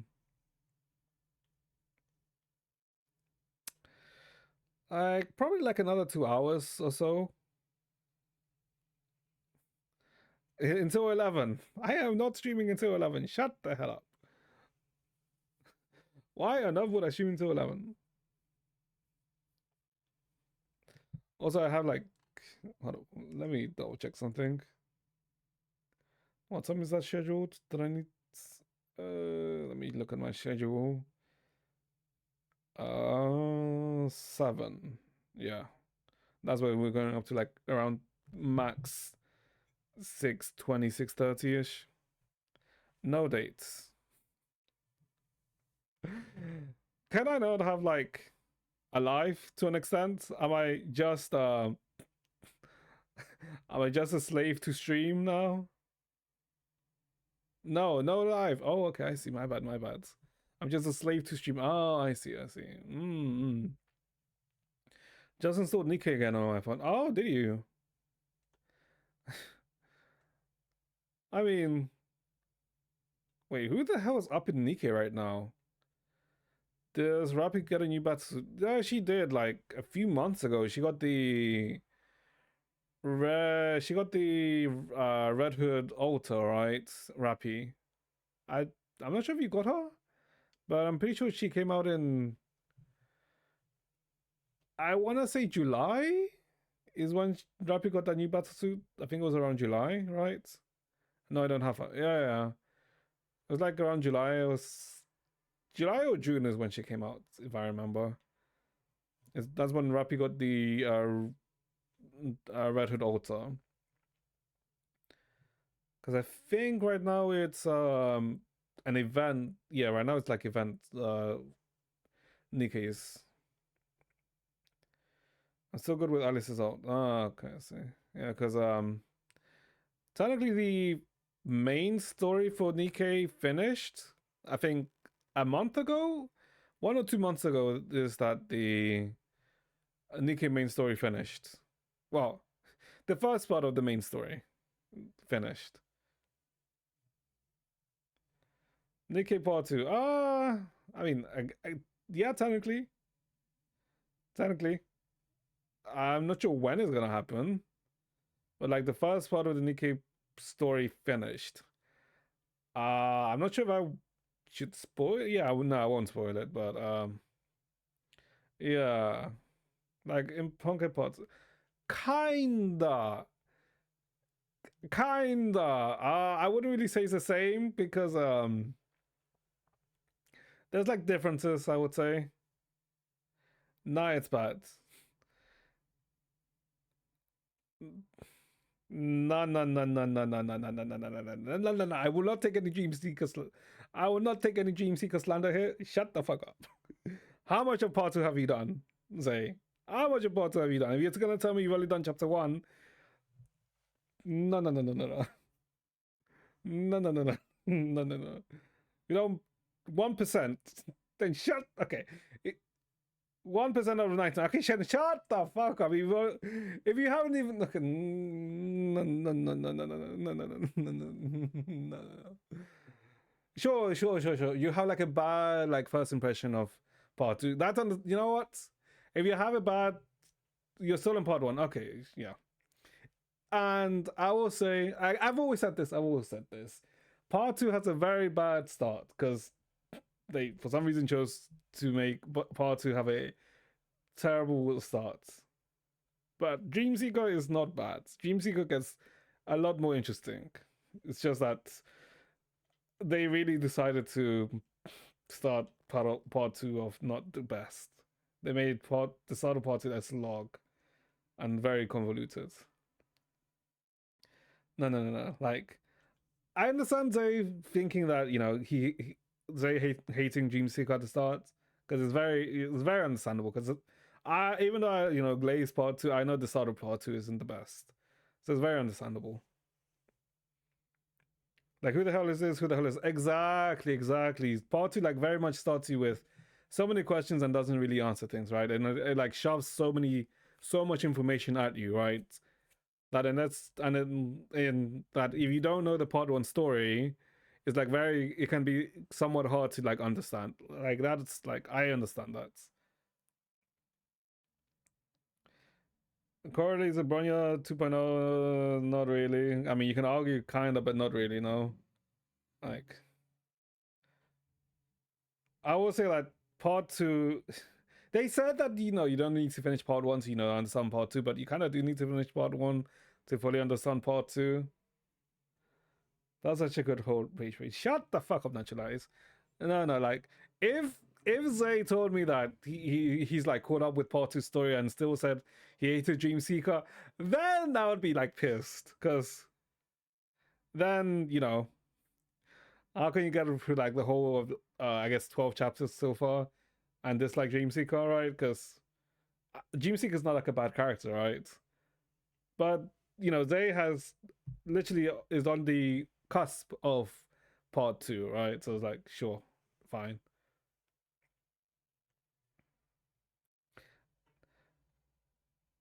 Like you said, you need to. Yeah, I mean, you don't need to play Impact for HSR, but yeah, you don't need to. Like you get you understand some references, right, and some things are easy to understand.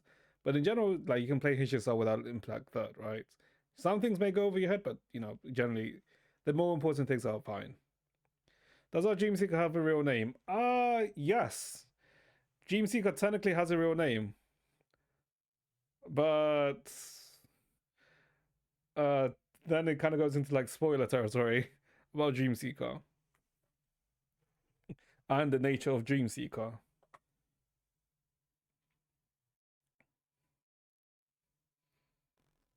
Yeah. Well, yeah. I'm not gonna spoil it. I'm not gonna spoil it.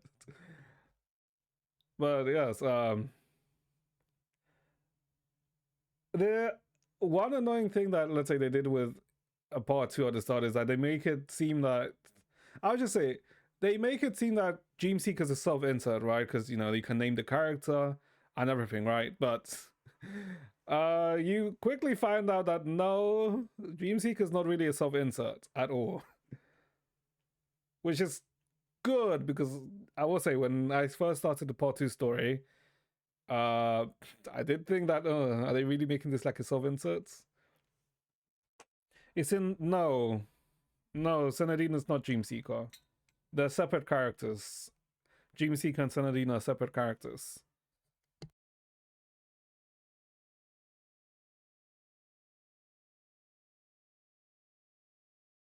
The separate characters which are very pivotal to the part two story. And it's not like the part one cast is gone in part two, right? Because the part one cast still play a role in part two, but they're just not necessarily the main focus in the part two story, right? Yeah, you see part one characters in part two. Like you see, like you so far in part two, we've seen May, Bronya, Kiana, Teresa, Durando, Sealy. Yeah, we've seen them in the part two story. Like they're still a part of the main story, but they're just not like the main focus, right?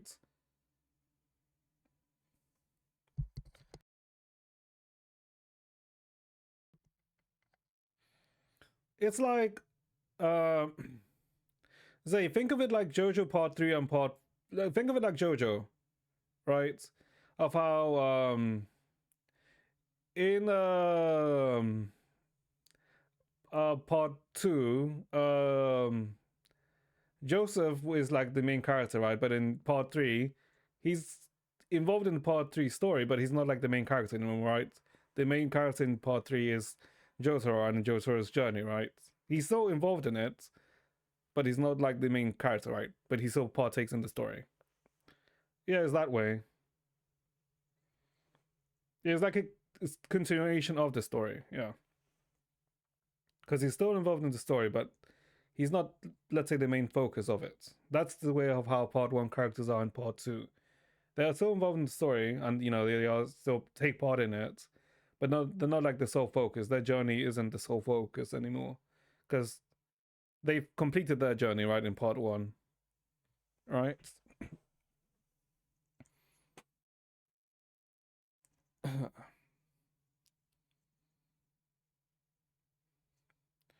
That way, I still think I how like they tried the whole idea of Hershey's in part two. Um, they didn't because there's no Hershey's in part two. Because there can't be any Hershey's in part two. Technically, there can't. Yeah, there can't really be any Hershey's in part two at all. No, they don't talk about Hershey's because there can't really be any Hershey's plus in the sense since the way part one finishes, there can't be any Hershey's.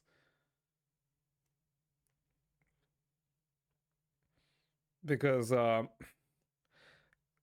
you haven't finished the part one story, have you? Right? Because I'm assuming you haven't finished the part one story. Uh, no, yeah, because the way Hershey's work, there can't be, let's say, another more Hershey's. Still finale chapter. Yeah, when you finish finality chapter, you'll understand why there can't really be more Hershey's. And while there isn't, let's say, stuff like Hershey's, you can say this quote unquote things that are kind of equivalent to Hershey's, though they're not Hershey's.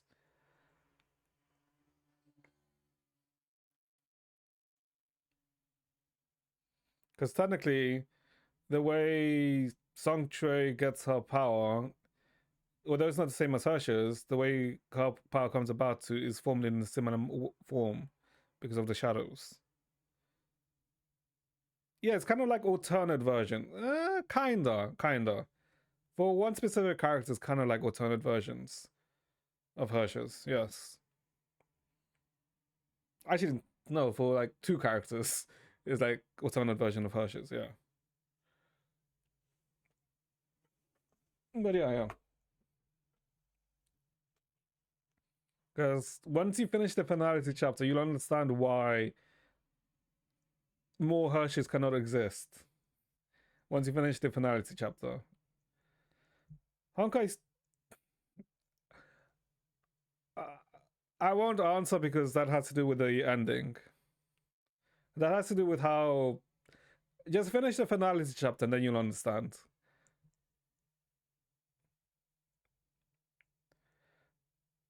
You'll understand of how exactly it works. Just finish. Yeah. When you finish finality chapter, you'll understand. Because part 1.5, so chapters 36 to 41, I think, is like the kind of like the aftermath and the link towards part two. Yes, Honkai Odyssey technically takes place after part two. Yes, timeline wise, it does.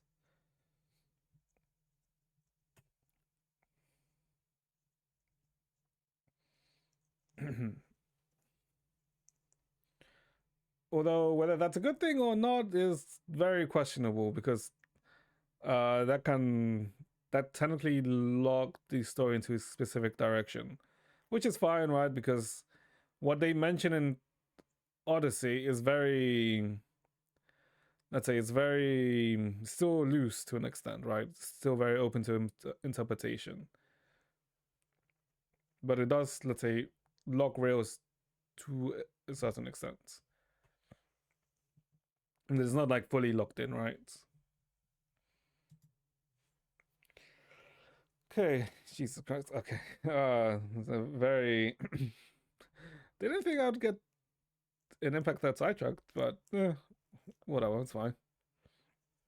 I mean, if someone's gonna sidetrack me somehow, that's gonna be somehow. That's gonna be how they sidetrack me. Um. Okay, let's see.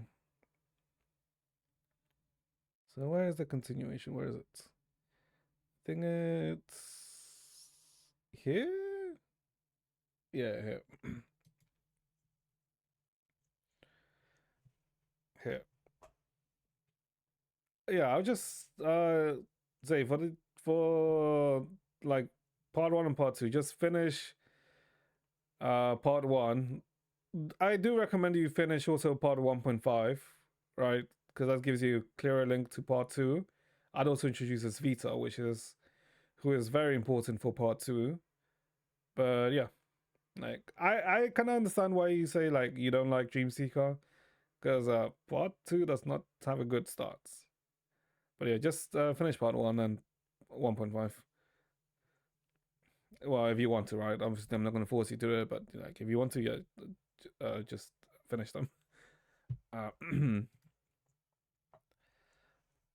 so the Sigma project is gone. I shan't answer because that's spoilers for the end of part one.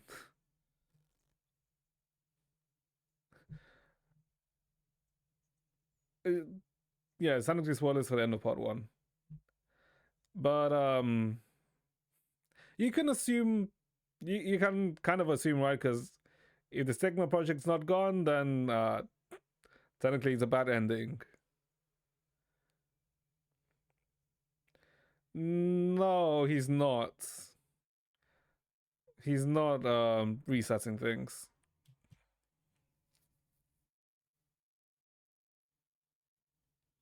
The Project Sigma isn't resetting things. Project Sigma is basically putting everyone in a dream so that they're not affected by Honkai.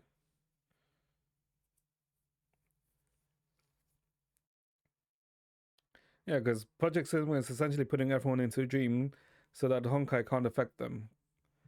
Because because the Honkai can't, let's say, affect the dream, the mass dream that he essentially creates. Yeah, like escaping.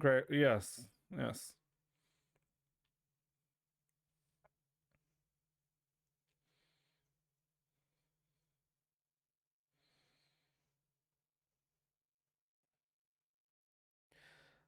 What is a stigma, please? How do I describe a stigma, please?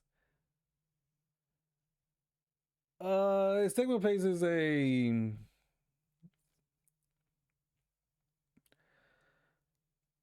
area that's created by a via inheritance or bloodline, right? Every character, not necessarily, not every character has a stigma place, but it's created after like a lineage of strong. Uh, I want to say like strong wills or strong bloodline, but specifically, it originates from a power or from an ancestor. And while the Caslana one originates from Kevin. Yeah, like the Caslana one originates, or Like that originates from Kevin. Okay. No more, no more distractions. It's otherwise we're not gonna finish this 3.8. Wait, although technically we're like a good portion already through 2.3.8 story. Okay, no more question. Yeah, just finish 3.8 and you'll understand it. Right? Sorry, not 3.8. Part one, and then you understand it. Like, well, after you finish part one, then you can like feel free to ask me or like anyone else like who's finished the story like any questions. Right? I don't mind answering.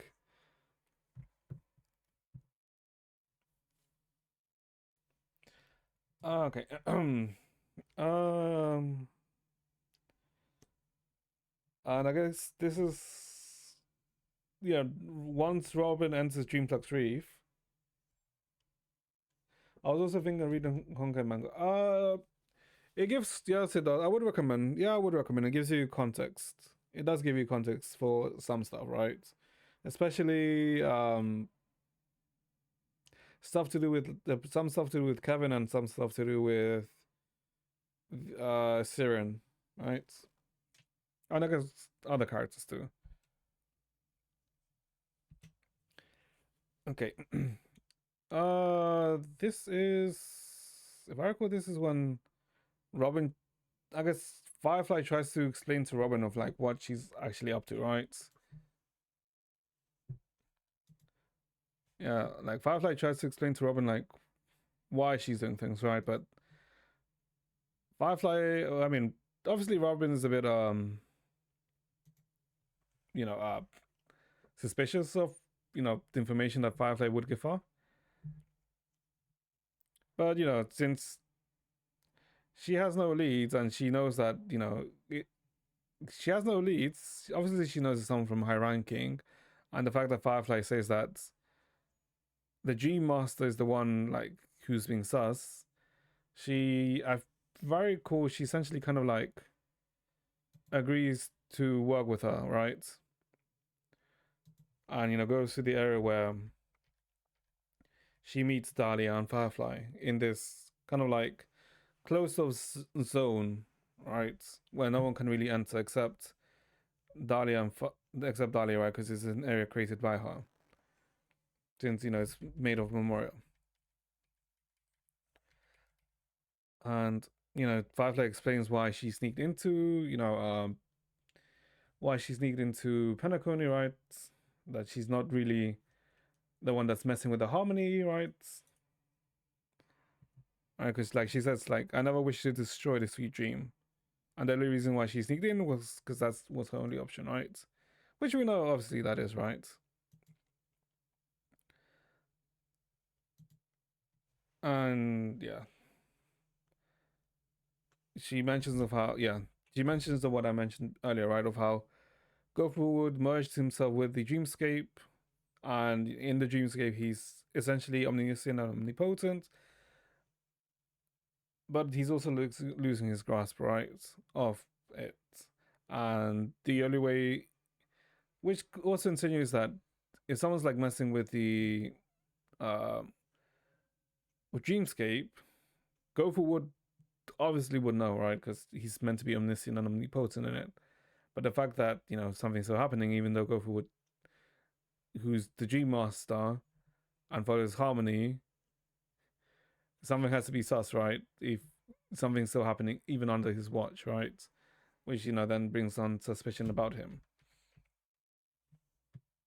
And then she talks about the true Gopher was true crime, and they're essentially going to show uh Robin his true crime rate. Fucking hell, why do I keep mispressing things?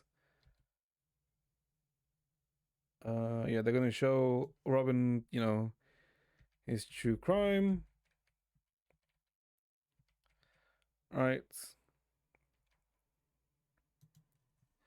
And I guess this is also where we kind of like learn about the different divine laws of Go Forward. Although the divine laws are somewhat important, they're not really that important, if I'm being honest.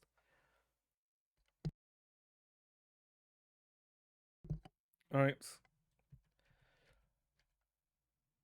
You know, she also mentions that how go forwards, the path that go forwards, how she mentions of how in Dream Flux Reef, you know how I said that in the 12 hours, her voice was kind of like fucked, but in Dream Flux Reef, her voice is like normal, right? She has like a normal attunement to harmony. She feels no dissonance, meaning that go forward, who oversees the 12 hours, maybe he's not actually a following harmony as how he should be, right?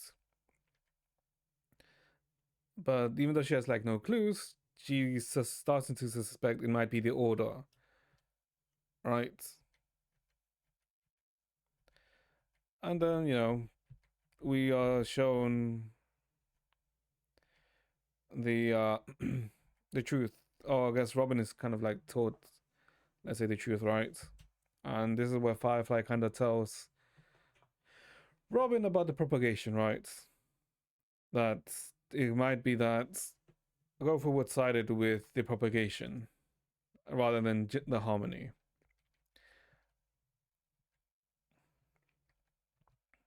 And yeah, this is where we see the memory of how Gopher would betrayed the how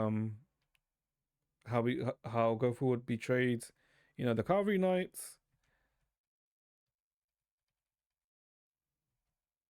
because he wanted to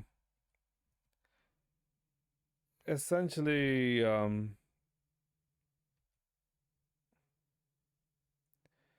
wanted to use the Glamour Knight, who's a path straight of propagation, essentially, and he wanted to remove the uh, he wanted to remove the propagation from the dream, right? And the only way to do that is to kill them, even though they did help them,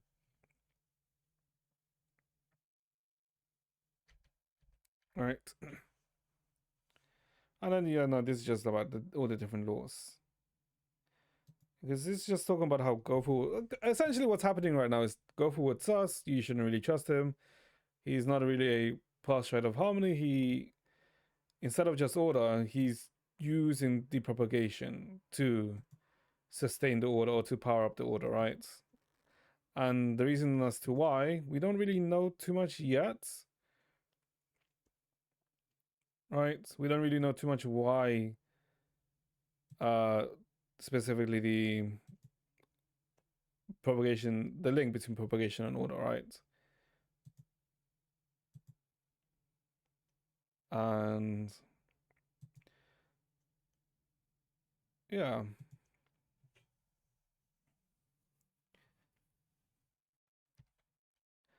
and I guess Black Swan kind of like pops up, and she essentially kind of like says that, oh, Dahlia has been lying to both Firefly and um Robin, right? Yeah, one sec, let me drink some water.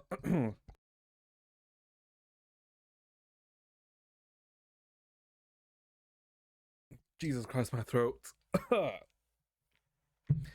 don't think I'd be speaking this much.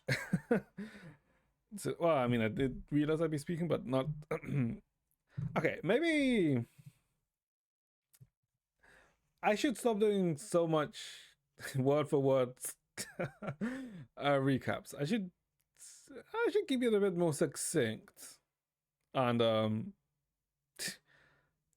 want to say to the point, but that would require me to let's say prepare it before stream, and rather than just go off by memory, which I mean, I guess it's fine. I mean, I can do.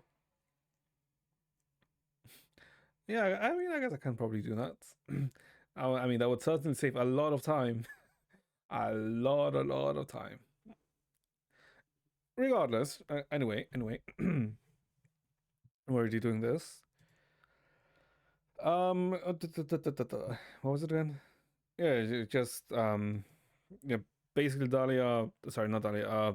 Black Swan, kind of like throwing screws. Well, not throwing screws, right? But shade, essentially throwing shade at Dahlia, and making them distrust her. right?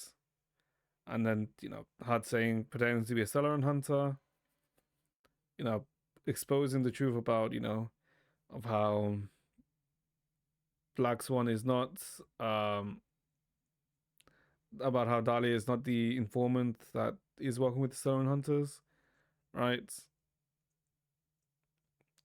Vlog had to step out. Sadie. I mean, essentially what's happened so far is just the stuff about how Black Swan is Dahlia showing of how Gofu would betrayed A214, of how he supposedly betrayed A214 because uh by doing so he would remove the propagation from the dream, but then also realizing that, oh wait, hold up. The propagation, huh? Hmm. Somehow maybe he can use the propagation to help or I guess enhance the order, right? As to how, we don't know yet, right? At this point.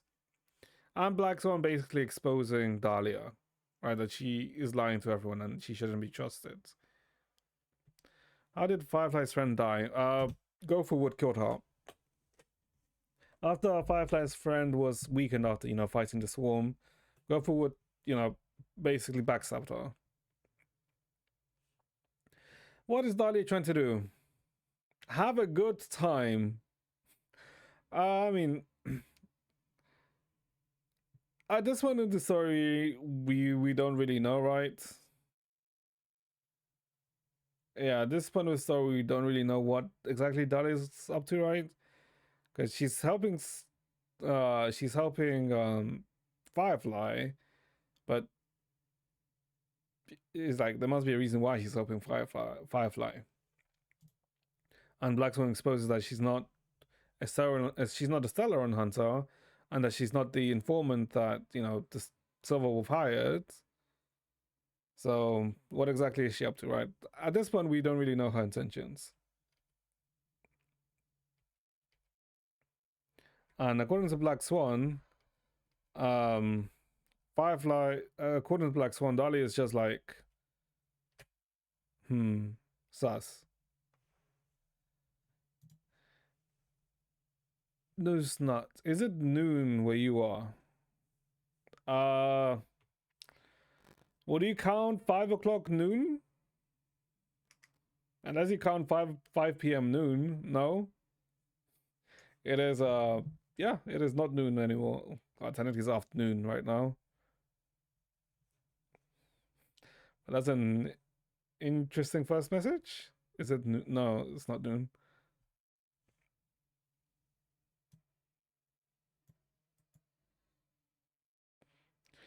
That is a Japanese character. What character is that? Hold up, let me check. Because I have no idea what you just read.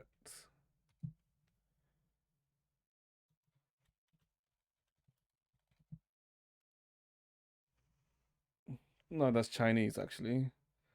Hold head high. I have no idea. I don't understand what you just wrote. Ensnuts. Ensnuts? Ensnuts. Yeah, no idea what you just wrote. I mean, I think, where would it be noon now? Um, I don't think it'd be noon anywhere, right? Because even in East Coast US, it's actually no, East Coast US it might be noon. Yeah, East Coast US might be noon. I don't think anywhere in Europe is noon. Yeah. um, what was I saying?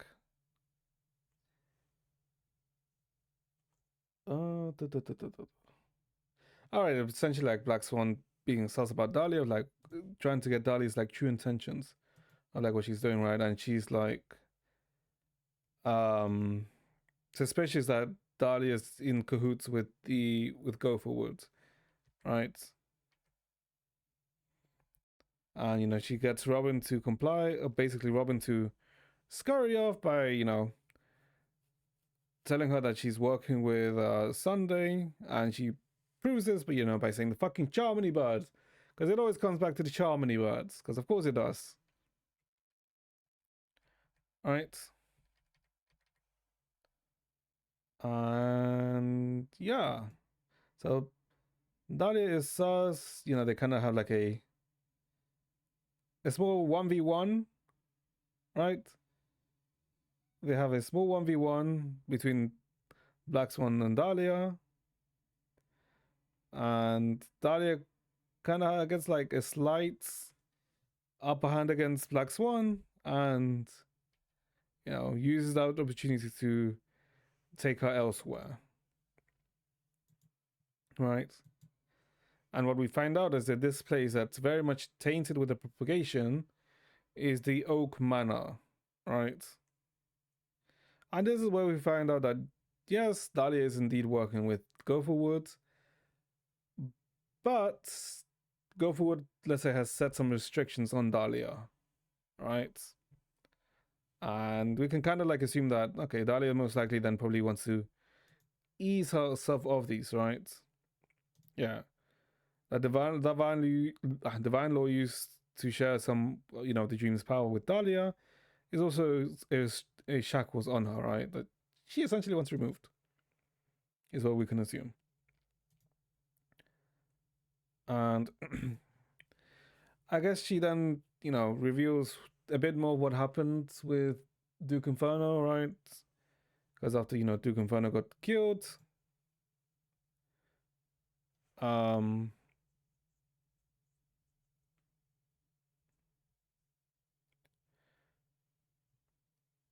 yeah, what happened after Duke Inferno got killed. But I guess the most important thing here is that we find out is that even if someone, let's say, leaves one path, they can still somehow use the power of the path they left, right? Because even though Black Swan left a remembrance, she can still use the power of remembrance. And the same with after she abandoned destruction, she can still, for some reason, use the power of destruction, right? And this might be solely just her, or maybe something that's others can do. But I think that it's mainly just her that does this because of the power of remembrance, right? She might use the power of remembrance to essentially make it so she can use the power of destruction, right? She kind of like imitates it via remembrance. Maybe that's what I'm theorizing, right? Because it doesn't really ever dive too deep into it, right? But she essentially says that the reason why she's in Penacony is because she wants to fulfill Duke Inferno's last wish, right? Which was to bring havoc to Penacony and basically, make Penacony crumble and wither, right? A tomb of remembrance, which is supposedly why she's here. Yeah, supposedly why Castor, no, sorry, not Castor, is Constance is here, right?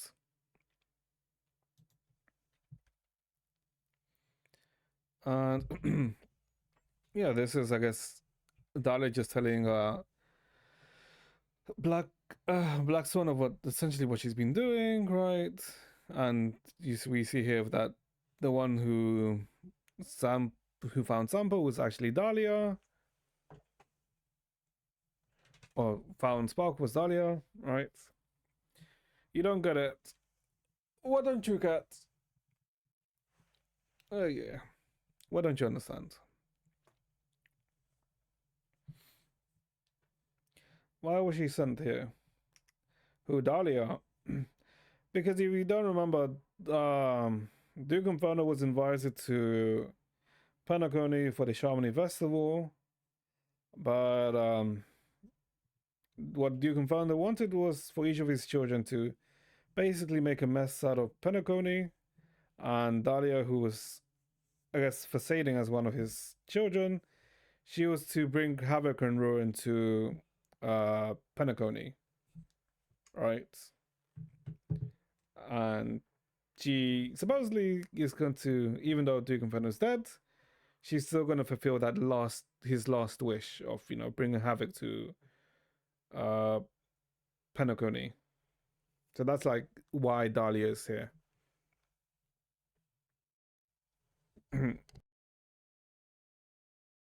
Hey, let's see. Yeah, there's there's Dahlia is the one that caught Sparkle after Sparkle stabbed Robin.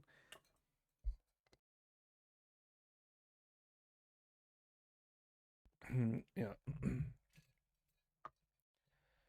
and I guess what Dahlia wanted from Sparkle was essentially a view of the script that Elio should have given her, right? Because she was interested in the script. Yeah, because I guess what she wants to do is she wants to try and betray Destiny, right? Because it's very much on theme with her, right? Because she's betrayed the destruction, she's betrayed the remembrance. Now she wants to see if she can betray Destiny. But yeah, because betrayal is in my nature, grievous. Yeah, because she's like, yeah, and yeah, there's like where we kind of like explore this region a bit, and we see a lot of the propagation, right? And apparently, uh, after avenging, got slashed by Acheron, instead of him arriving in Dreamflux Reef, he ended up arriving here in the Oak Manor, right? And what we learn is the reason why this is because we learned that they essentially found the legacy of uh Rosalia Rosalina, I can't remember her name, right? And which was basically of how kind of like how movement and the dream actually works, right? Or how people are sent to like different areas, right? Of how people with desire,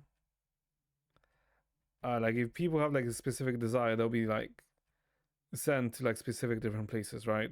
To abide with that desire. Yeah. And about how he has like a secret trump card which hasn't been played yet. Right? Yeah, Rosalina. Yeah, Rosalina's legacy. And this talks about how essentially what how Rosalina managed to basically construct Penacony and how people are like sent to different places in Penacony, right? Yeah, those who are lostless and directionless will return to the 12 hours, seeking the path. Those who have a certain desire, the dream will send them to that area. And yeah, why does he care? Who? Why does Aventurine care about Penacony and all this shit?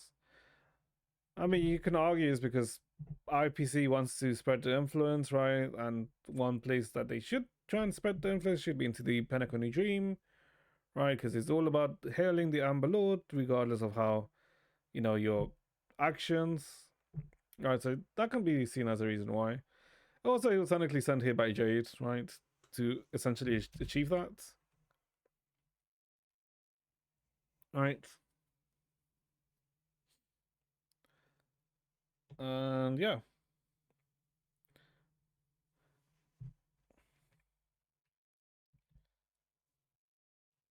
and yeah, so that's essentially what we find out about how exactly people are sent to like different areas, right? Those who don't have a direction, they will be sent to 12 hours or to a specific place.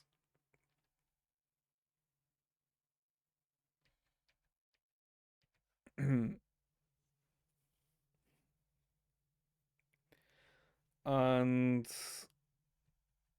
I guess this is where we kind of like learn about the um why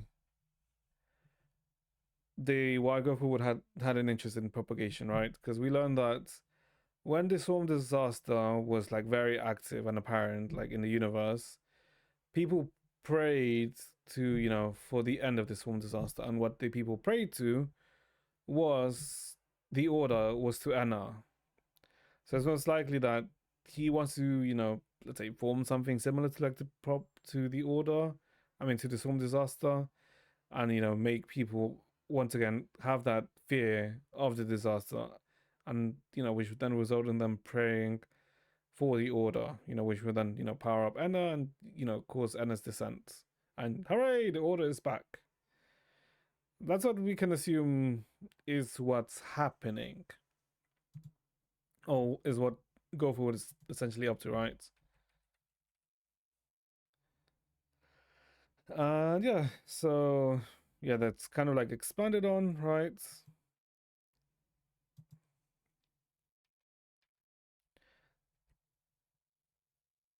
Yeah,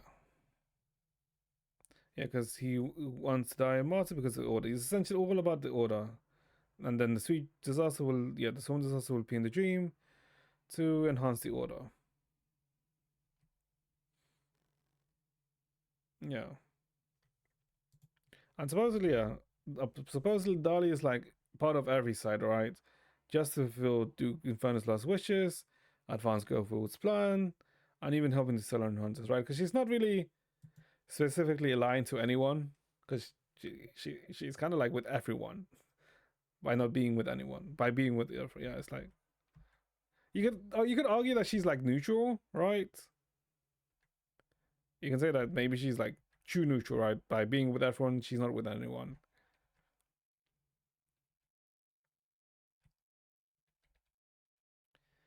And yeah, this is just everything how the variable of us, yeah, of how, yeah, Rosalina's legacy is how dreamers will be sent to where they truly yearn for, right? No revenge against me. Why would there be revenge against? I mean, I guess you're talking about Akron here, right? But yeah, no, it's not that. It's not that. Let's say Duke Inferno was like insane enough to think that Dali will be able to take revenge against Akron. Yeah, no, there's like a massive power difference, a power level difference between the two. But she should might still be able to to bring havoc across Penacony and lead it to destruction because that is kind of what Luke Duke Inferno wanted. Killed my boss, yay! Okay, yeah,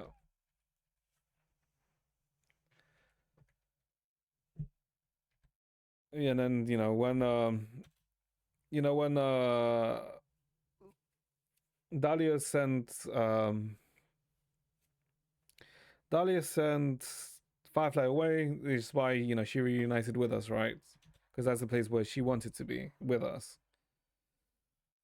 And, this is how Gallagher told us the truth about what happened, with Mika. This section, right? When how Firefly, how we left Firefly, left us before we were gonna confront Sunday.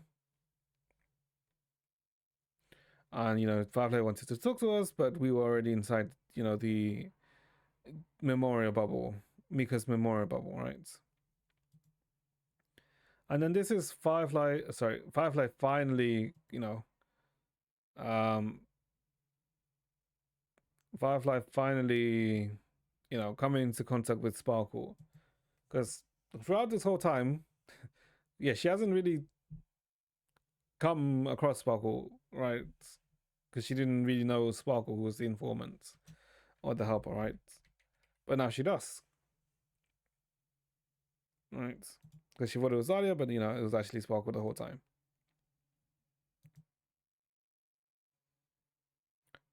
And maybe chat, maybe I'm coping about the Star Traveler parts, if it being a Vita reference, but it can be a Vita reference because Sparkle knows Vita. So maybe, maybe.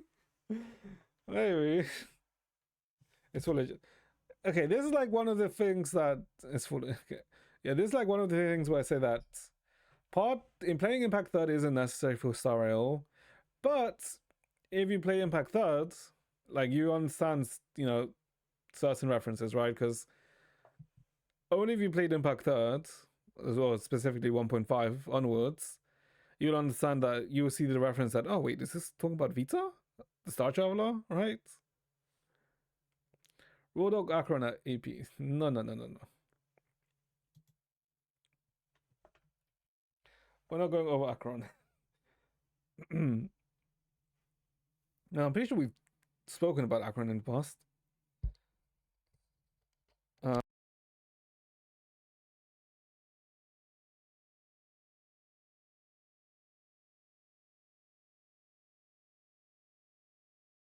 yeah, so yeah, this is where they come into contact with each other, and it's like where we found that what Sparkle told Silverwolf was that the family's omnipotence in the dream is what they told her. She told them, right?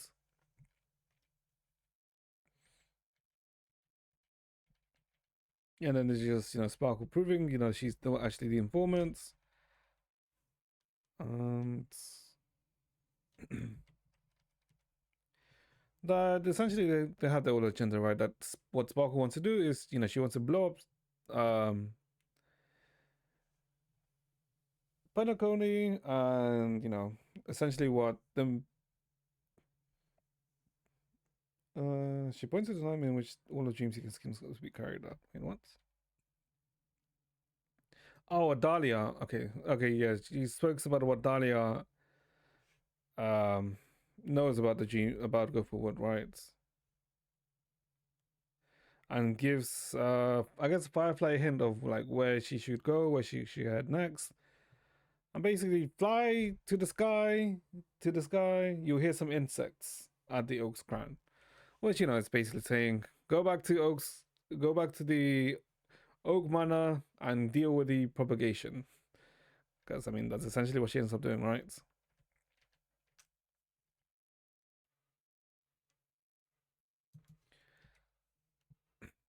Yeah, and then there's them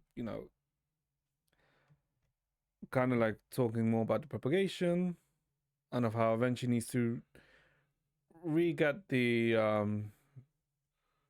Jade, like Jade's cornerstone, right? That he left behind. But yeah,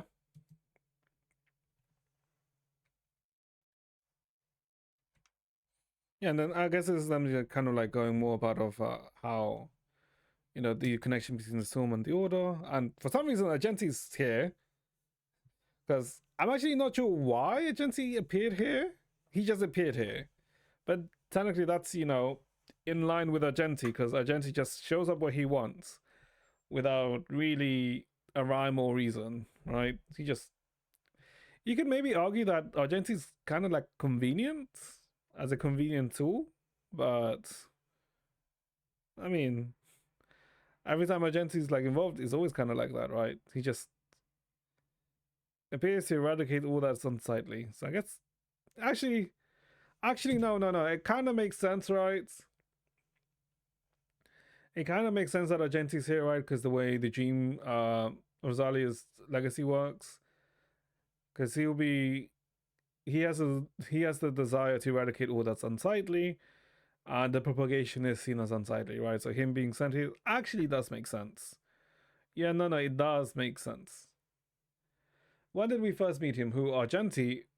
Argenti, we first met him in the train, right? Yeah, we first met Argenti in the train back in 1.6 or 7. I think 1.6. Yeah, when he fought against propagation too in yeah, because he kind of like crash landed onto the train and then ended up staying to fight remnants of the propagation. So yeah, actually him showing up in hindsight, it actually does make sense when you think about it. Yeah. The gene things about propagation and yeah, clear the path for you. Yeah. And this is how, I guess Avenging also gets out of this area, right? And this is where Firefly, this scene back, before Firefly, leaves us, she, tells us about the propagation, of, how the propagation is being used by the Order, and yeah, tells us about her deaths, about but like it's all being handled, and she leaves, right, and heads to the Oak Manor. We needed a addition unit against the Storm Abyss. True, because those fuckers just keep spawning. Okay, one sec, chat. Give me a second.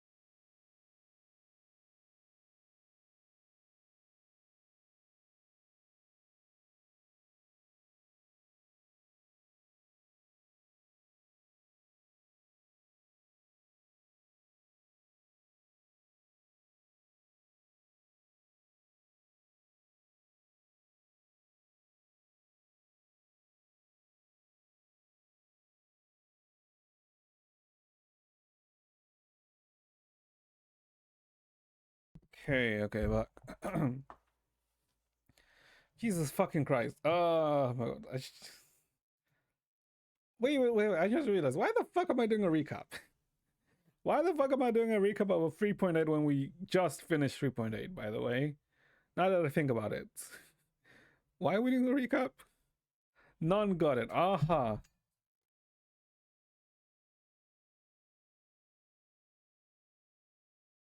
I see.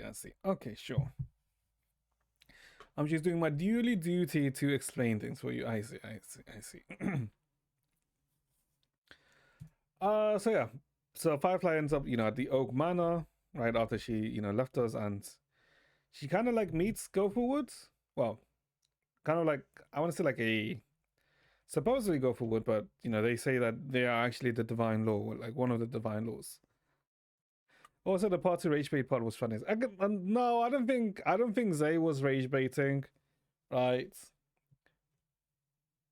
I don't think Zay was rage baiting, but I did kind of get. I was able to like slightly, you know, I did kind of like because I understand like it was Zay's like viewpoint, right? Because at the start of part two, I understand it, right? Because I've always said that, right? Even though I enjoy part two doesn't have the greatest start, right? I'm not that blind to not admit that. I know that anyone that I think anyone that plays part two knows that, right? Okay, asking every chatter about part two. Shut the a. First of all, fuck off. Second of all, do you really think every chatter that will come about plays Impact Third Part Two? No. Obviously, I would hope they do, right? Because I do like Part Two, but I'm not also delusional. They are missing. They should, right? They are missing out. You are right, naturalized. They are missing out. They are missing out, indeed. But yeah, this is well. Anyway, back to this. Um, Supposedly, like this Gopher Wood, like was unaware about Gopher Wood like actual plan, and supposedly this is like a uh Gopher Wood before he did all his bad stuff, right? And we essentially get choices of what you know the different choices that Gopher Wood had to take, right? Whether he took like a brutal fall, brutal approach or like a sneaky approach. Yeah. This this section, if I'm being honest, is not too important because the main important section parts about this is I guess it gives us more of an insight into Go Forward himself. But the most important thing is about what he says about Shipe, right?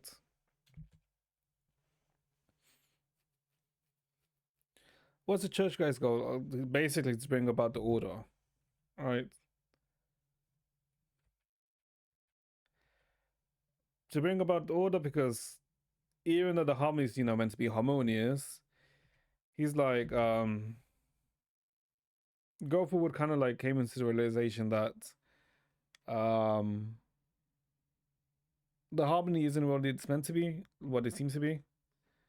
Whose order? Anna's order, the Aeon of Order, right? Because supposedly, um,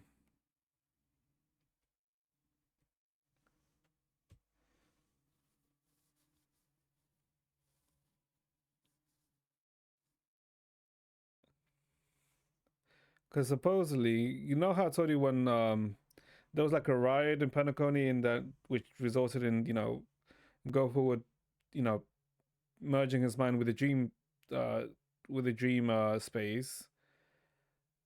Supposedly, this was like a crime, right? And because of his failure, like Penacony deserves to be punished, but because of how Nanook was fighting off, you know, uh, for the harmony, he isn't like Penacony isn't being punished. Instead, he himself, Gofu, was the one is personally punished, right?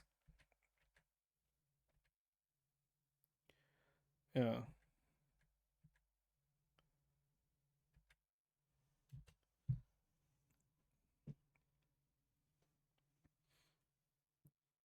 Order is a path. Yes, the order is a path. Like the order of it's a path like the order of erudition.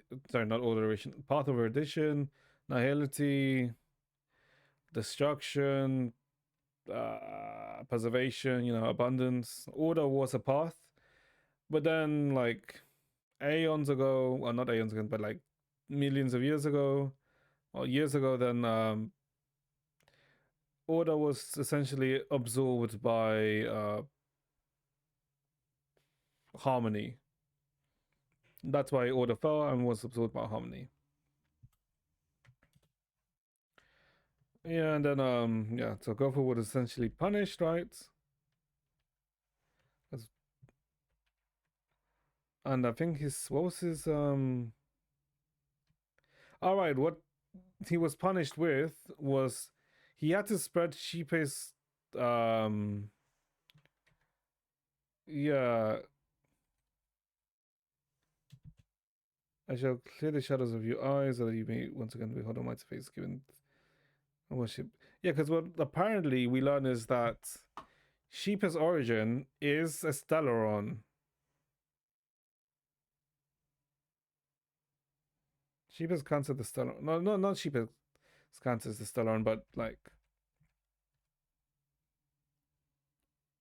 yeah, that Stellaron is what created Sheepa, which is weird because then that's implying that all of the Stellarons are related to Sheepa, right? And that he had to essentially hold a Stellaron, right? Which so we kind of like learn a bit about the origin of Sheepa from here. That's like the main important thing, right? And then this kind of like goes into like more of the different options that or decisions that Go Forward did, Go Forward made, right? Yeah, and this okay. This is how we learn of how the order reached its maximum power, right? Because the propagation continuously evokes people's prayer to the order via the swarm.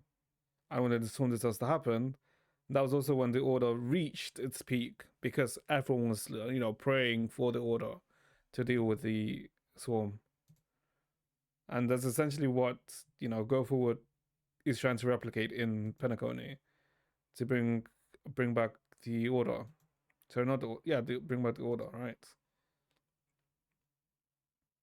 And now here's like, regardless of here's kind of like regardless of what Go Forward chose, it was still gonna lead to the same results, right? Which was using the order, which was using propagation to bring about the order. And um, yeah, so Firefly, you know, comes into this, and then she has to get rid of, has to try and fight off against it, right?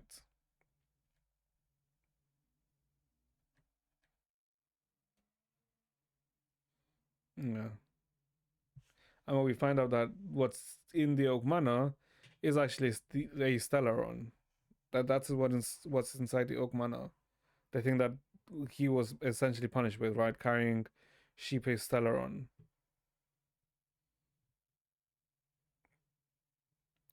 What was the hand about? The hand was some essentially the hand of Anna, because that what uh, what um what Firefly went through is what happens before, I guess, Sunday descended as Anna and started Anna's dream, right? That's what kind of happened, right? So you could say that the hand was Anna's hand. Yeah. And now that they know about the secrets of the, the link between the Storm Disaster and the Order, they know what to do, how to bring about, the descent of Anna. Right. And yeah, this is like how we fought Sunday, but now to see the last memories when, the finality memory and the Trailblaze memory, to see the true ending is, yeah, we'll see what the actual true end of Penacony was. And this starts off from when after we wake up from Ender's dream, right? Well, we wake up from Ender's dream and at the end of 2.2, and then we stupidly decide to do a freaking,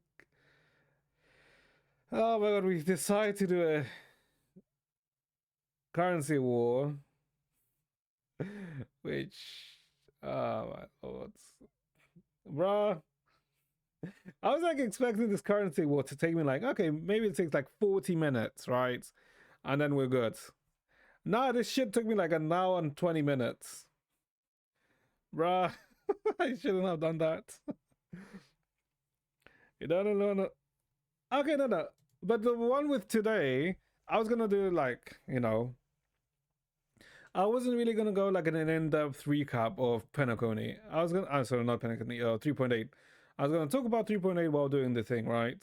Not as in depth as we did it today, right? It was gonna be a lot more brief, right?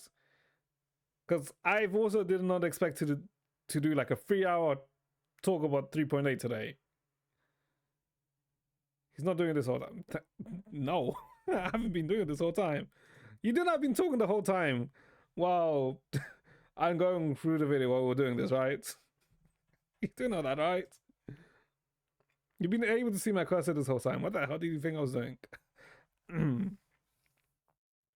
I would have. I never said I. Okay, when the fuck did I say? I said I can multitask under chat because it would have been fine. We did it without the video. But you insisted on showing the video, so yeah, yeah. Chat's fault. True, it's chat's fault.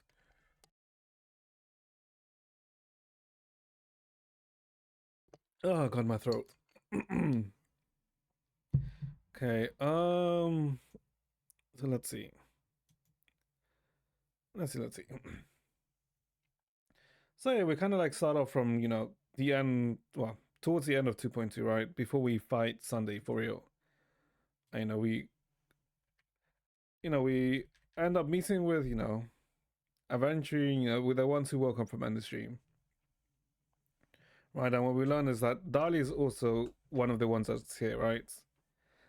And we learn specifically of how end of streams work because it wasn't as simple as fire off the bullets, fire off Boothill's bullets, Akron do her slash. It wasn't as simple as that.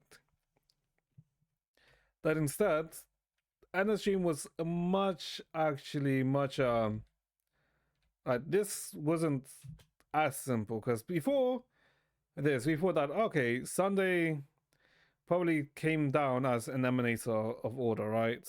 With you know, but instead, what we actually learn is that um, Sunday actually almost ascended to godhood and became the Aeon of Order, right?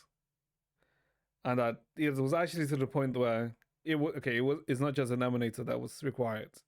It's an order that, yes, technically, but order was absorbed by Shipe, but it wasn't fully absorbed by Shipe. And with the remnants of order, they slightly kept order. They kind of like kept order alive, but it was like very, very minuscule, right? It was a very weakened form of order. And what Go Forward and I guess Sunday tried to do was, bring back Enna, right, and then reestablish the path of order, right, and Penacony was going to be the starting point of that because they ended up becoming disillusioned with Harmony, yeah, and then Sunday transformed into Enna, and yeah, once path before becoming fully Aeon,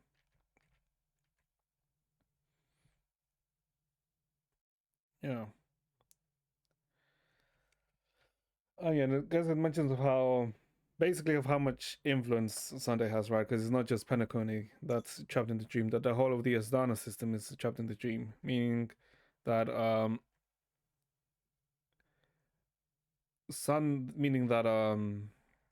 even Silver was trapped in the dream too, right?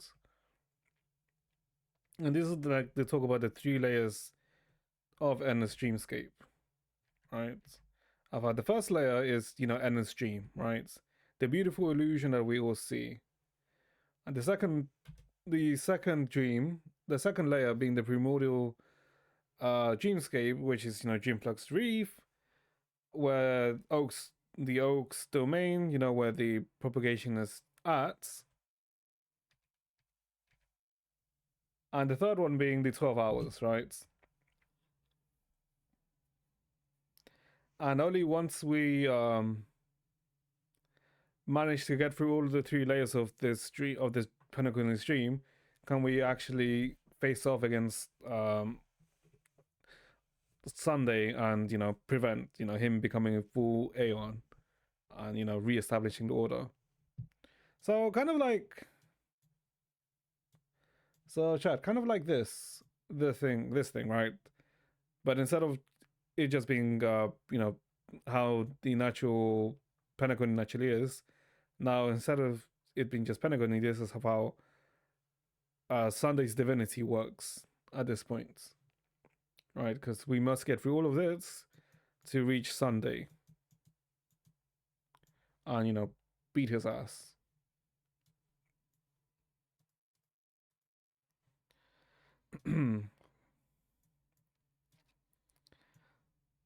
And to do so, how did we get there?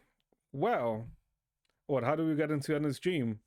Well, because Sunday kind of ended up becoming, slowly started to become Enna, right? So he started to slowly, basically do everything, right? Because essentially Enna's dream is just an extra layer. Yeah, Enna's dream is essentially an extra layer added onto Penacony. And Sunday's outside of all of this, outside, because he's the only one that's awake. Because he has to be awake to sustain Enna's dream. So we have to get back to the land of the awake, back to the awakened state, essentially. And so to do this, we're going to basically use everyone's help, right? So we need to make influence on the stream so that people want to wake up, and that's by using both the Nihility and the Galaxy Rangers bullet, right? To bring strong wills to fight back against Ender's Dream, right? So we can wake everyone up. And this is like where we see, yeah.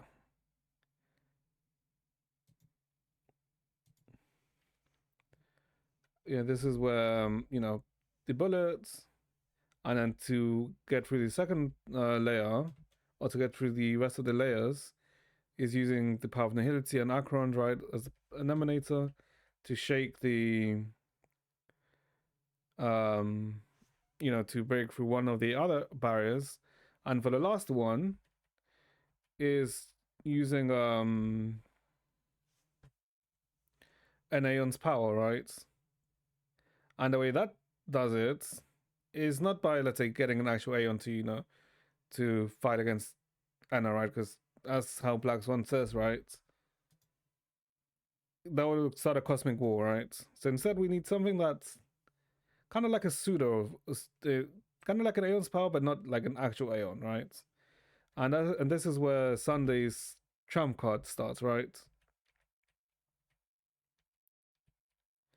Where Sunday's trump card, which was um Jade's cornerstone, right? Because even though Jade's not here, Jade can still, exhibit her power via the her cornerstone, which is to basically grant people's desire, but in exchange for something else, right? So people won't be praying to the order to fulfill their desires. Instead, people will be praying to the preservation to fulfill their desires, right? Thereby weakening of how many, I guess, let's say, devotees the order has, and, weakening Anna as a whole. I guess this can be explained like this. This can be kind of explained like this. So let's say this is Penacony. This is the dream, and people are praying to Anna. People are praying to Anna, right? And they're praying because they, in the dream, they are fearing the swarm, right? Because that's how they're doing it, right? There's swarms in the dream, so people are praying to Anna to eliminate the swarm, right? That's what that's a system that Go Forward and Sunday are using to bring up Anna, right? However, what the IPC is doing is by leaving Jade's cornerstone, the people who are praying are not just praying to Anna. People are going to also pray to um, Cleforth, to the Cleforth, right? Cleforth, the Aeon of Preservation, right? So they'll pray to Cleforth because back in Cleforth was the one who bashed his hammer against Anna. Sorry, Chad, give me 1 second.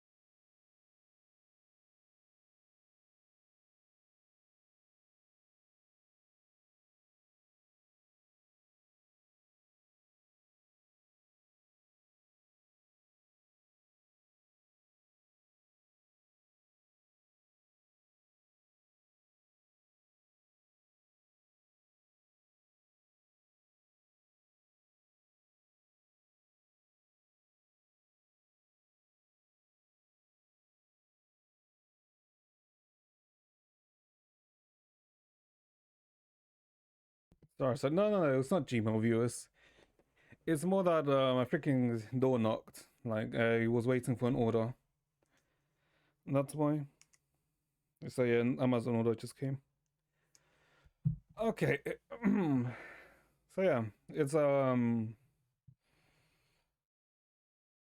yeah, so using jades as cornerstone is basically getting people's desires to get rid of um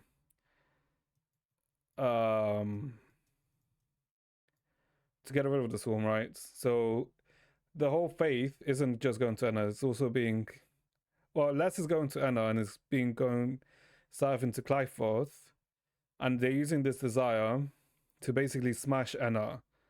Right? They're gonna use this to create a basically like a pseudo hammer and then bonk it on to break the last to break the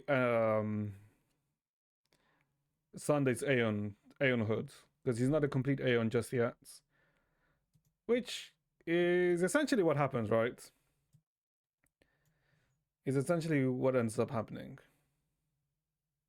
Yeah, this is showing of how using Jade's a cornerstone as a conduit um for Clyforth, people will go want the desire and then create the hammer.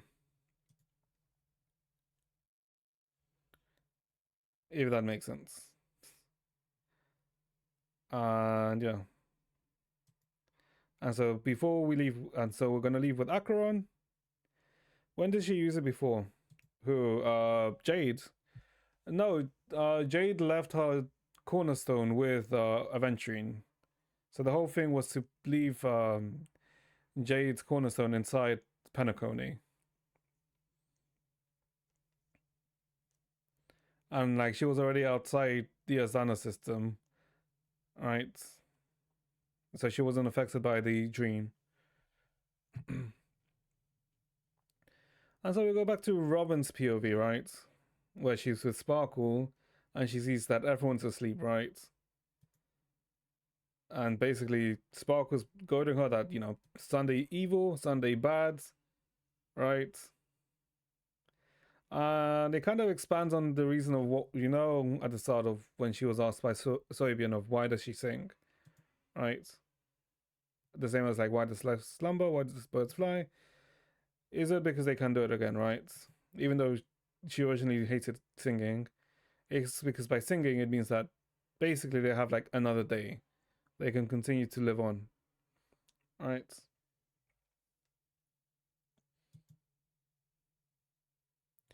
Who who's Jade. Jade's in IRL. If you're talking about Robin, Robin's inside the dream. Yeah, Robin's still inside the dream, but she's like in the 12th, yeah. Yeah, Robin's like in the 12th hour.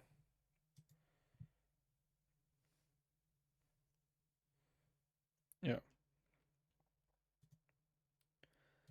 Yeah, so essentially Robin decides to, because she wants everyone to wake up, so she agrees to work with Sparkle's plan to essentially wake up the dream by destroying Penacony with the bombs that Sparkle ended up putting everywhere, right? Because you know how Sparkle was putting her doors everywhere, so she's gonna detonate the explosion and start the Shamini festival. And he's like, we see the Akron scene, right, where we kind of like see echoes of everyone, right?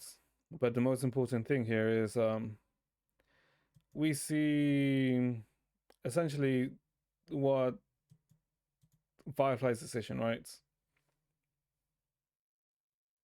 Of her decision to accepting her past, but not like accepting the past, even though knowing and her present, and look trying to find essentially a better future, right?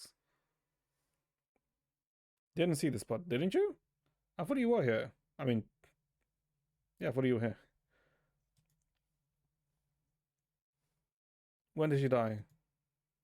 Who? Firefly? I mean,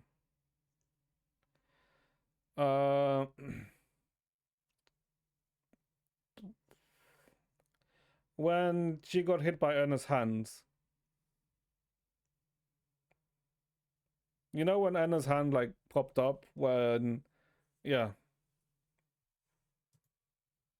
because this is just after Anna's hand like appeared and when she was gonna face off go forwards. That was in Dreamflux. No, that was in the Oak Manor, the Oak Domain. It was what is she yapping about now? She's basically of how she wanted to her desire was always to be like an ordinary girl, right? She never really wanted to be anything like massive or grand, right? Like a Glamour Knight, a Stellar Hunter. Her true wish was always to be a ordinary girl, which she obviously never got to be, right? But just because that's her wish, she will use her past and her present to try and attain that future that she wants of just being an ordinary girl. Which this is kind of like basically her reaffirming it, right? Because all of this isn't that what an ordinary girl would do, yeah. So it's kind of like her basically just coming into acceptance, right?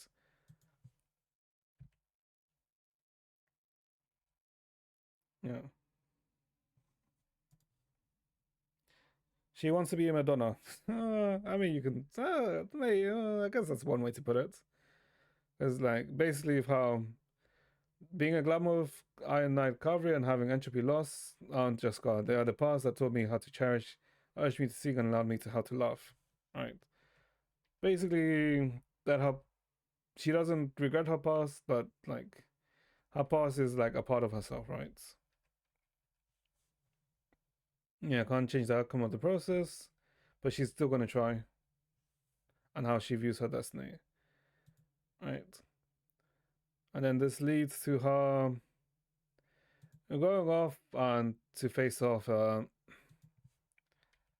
against the the propagation, the Celeron, the not Celeron, the Celeron, because that's essentially what she's gonna fight, right? The Celeron inside the Glamour Knight. She just left the Helitism. Yeah, she did. The same way as how the same way as how Aventurion left the Nihility Zone, right?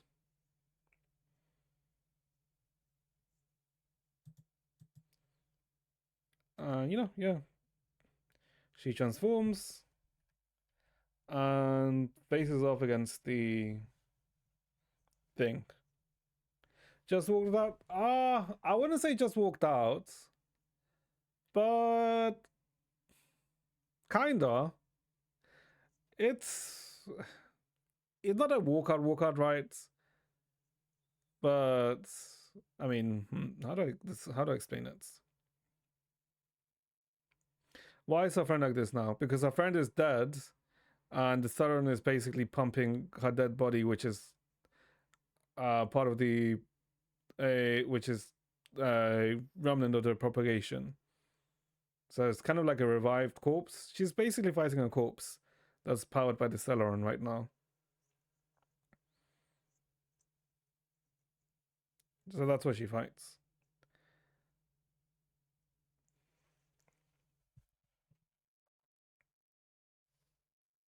That's fucked up. Yeah, I mean it is fucked up, right? But and no one else can do it apart far, right? Yeah, no one else can do this but her. And then this is how she beats it, and then takes the Celeron that was inside it, right?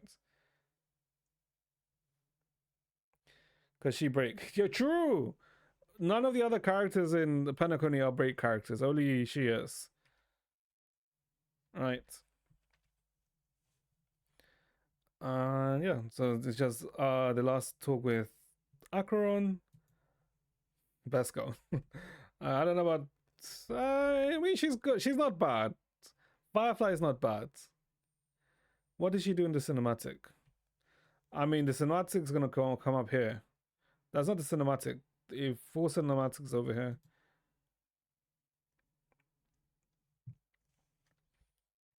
Yeah, this is the full cinematic. It already did. No, because I mean the cinematic is just her beating it and then taking the stellar on, but this is the continuation of it. Yeah, because this is what Jade you see. Jade uses the desire from that's inside the Hakuna Stone to essentially create the pseudo hammer to bash the emerging Enna.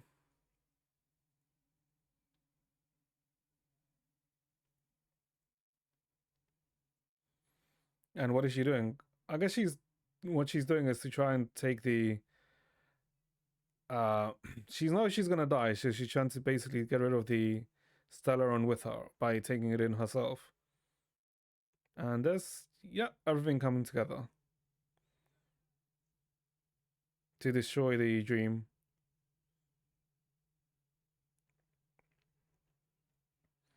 And this is the full, I guess, the full what actually happened in Penacony. Explain every character's action. What do you want me to say? I this is like literally every character's action, right? Where Jade's using, her cornerstone with the desires of everyone of the people in the dream to pseudo create a hammer of Clyfoth to smash one of Enna's layers. Akron is also, getting ready to use her power as an eliminator to try and, break the layer. Sparkle with, with the I guess with Robin, she's gonna destroy the dream by blowing up the 12th hour. And this is all essentially happening at the same time, right? So all three layers end up breaking. Yeah.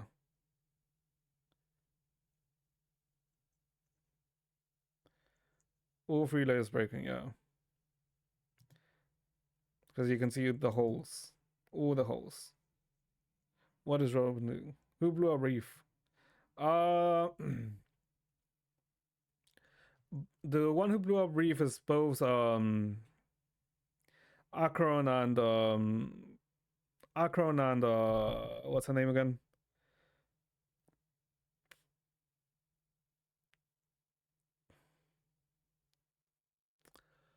No, sorry. The one who blew up Reef is Firefly. What is Robin doing? Robin is essentially getting ready to harmonize with Harmony to, you know, get Sunday to stop what the fuck he's doing. Right? And, this is, Firefly sending us off to the final fight.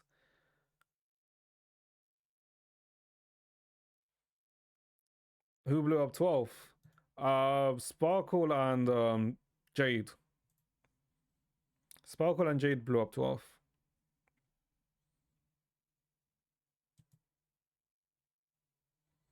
And then, that's when Firefly dies, her second death.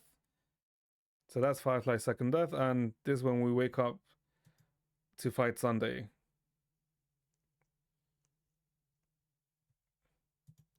We have the Sunday fight. Well, it's kind of cool where they make it so that you play as the actual Express rather than your team. I mean, it's a nice thing they do here, right?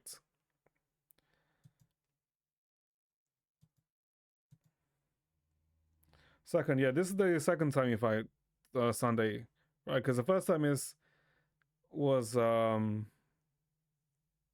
when you think you beat him, right, but then you end up realizing, oh, you're inside the dream, and this is the second time when you're out of the dream and actually fighting Sunday.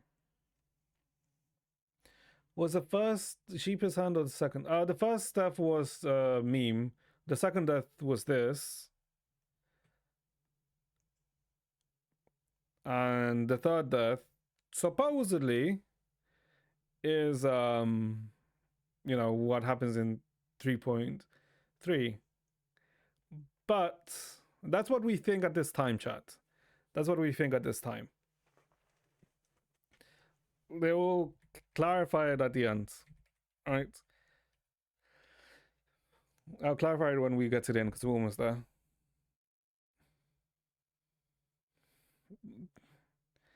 You'll see. You'll see. Yeah, I'll clarify at the end because we first need to get to the last section, right?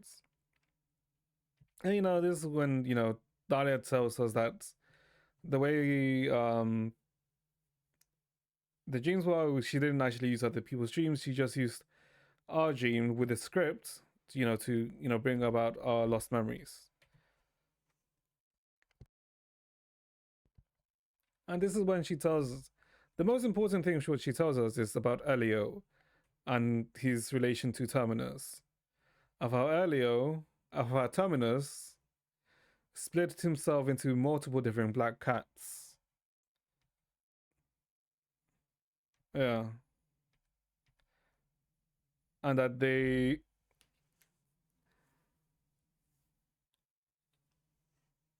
how the black cats will cause Terminus to ascend to godhood again, and in the end become finality once more and destroy, lifting the will of time and destroy the worlds. Elio, the black cat, is apparently a part of Terminus, but supposedly, according to Daria, Elio is meant to be a very important part of Terminus. Terminus is the one who becomes the Aeon of Finality, or Terminus is the Aeon of Finality. But there's someone who's moving back in towards time, right? Yeah. Terminus turns into a pack of black cats, distributing their ounce of divine power between these creatures. They'll depart from the end of the world, going against the river of time till the moment the universe is born. What is Terminus' goal? Well, supposedly, what we can assume for now is to return to the start of the birth of the universe. We don't really know what Terminus' goal is, but all we know is that Terminus is going against the flow of time. Right. And what the Sauron Hunters want is to surpass finality. Yeah. Supposedly. Or what we that no, we have to surpass finality to prevent that. And now I guess, are going to see the last memory and see Firefly's third death. Yeah.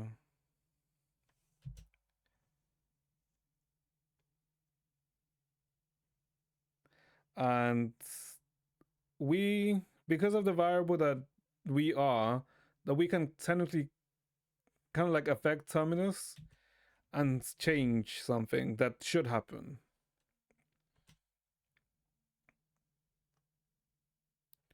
Yeah, the fact that you can see this black cat means that Terminus is in the process of passing by you. The power of only one black cat cannot change much, but your past is Terminus's future. All right. So because of this point in time, we can save, in a sense, Firefly, right? Because we can affect Terminus, which then implies like things that maybe rather than us being Akavili, we could be then a portion of Terminus, right? It leaves a lot of things like up in vague, right? Which is fine, right? But I didn't really think we would learn about Terminus in this story, to be honest. Right. Yeah, this is kind of like ending bits of his, right? This section is like small bits, right? Like is slightly important, not too much, but it like explains of why, let's say, why Jade made that deal with Sunday, right? Because it was upon Robin's request, and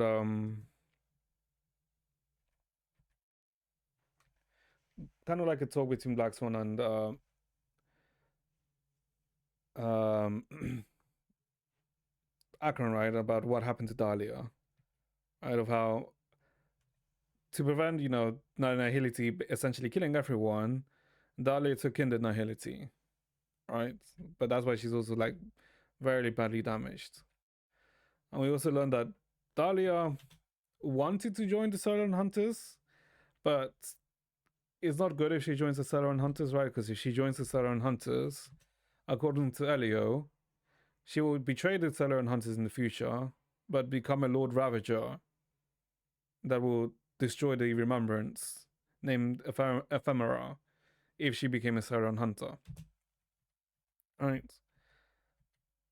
And she also says that the Celeron Hunters want Dahlia to essentially make us forget, take the memory of the ending of Penacony from us. Because if we have those memories, we won't be able to succeed in, Amphorius. Because with the memories that we'll have, um, we'll be spotted by their destruction too quickly. And we won't, be able to complete our Amphorius journey.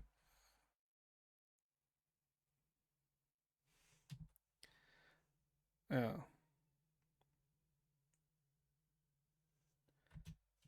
Yeah, to overcome annihilation. And this is when we find Firefly, right? And say our final goodbye to Firefly. Because Firefly used her true power when, when she took in the Celeron. She took in her true power to take on the Celeron, but by doing so, she ended up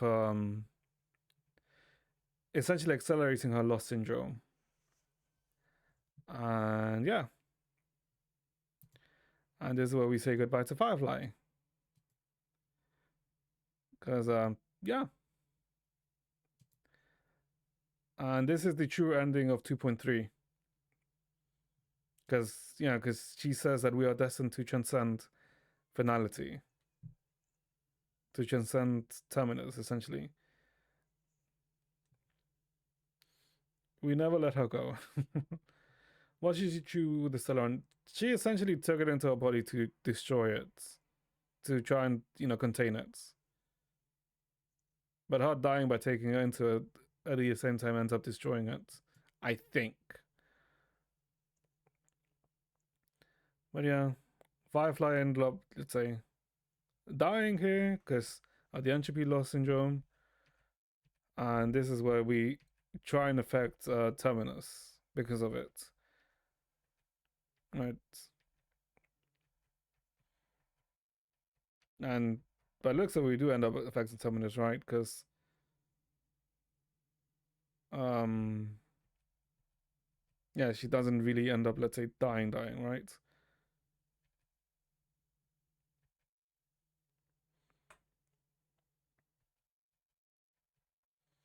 And which is nice, right? Because it's like a callback to White Knight, right? Because if you remember back in the White Knight trailer, like everything in the White Knight trailer, like more or less happens to an extent, except for the fireworks section, right? Where we see, Firefly with the fireworks. And then it's a callback to that, which is like a cute callback, right? Yeah. Yeah. Then this is where we get this note and message from Silverwolf that um yeah, that what's her name? She is alive. In 2.3 you saw the Firefly cinematic. Uh yes, but the ending of 2.3 that we experienced wasn't the real ending. That was the ending that was manufactured in our memory. The ending that we fought, the Firefly's ending is the one that we fought, was what it was.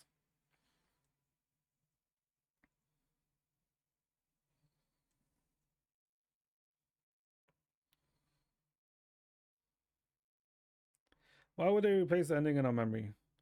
Because supposedly with the memory, with the true ending of Penacony, we wouldn't have been able to complete the Amphorius mission. It's all according to the script. It's all to do with the script. The Sullen Hunters following the script.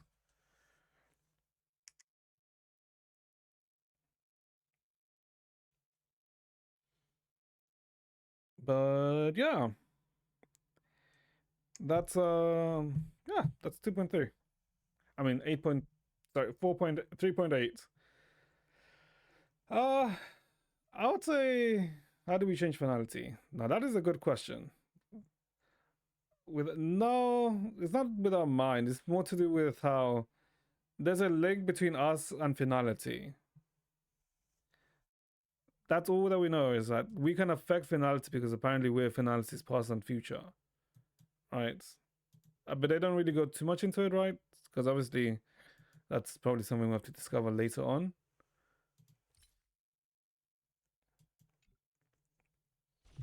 Right. But yeah, I mean, that's probably something that we'll discover in the future.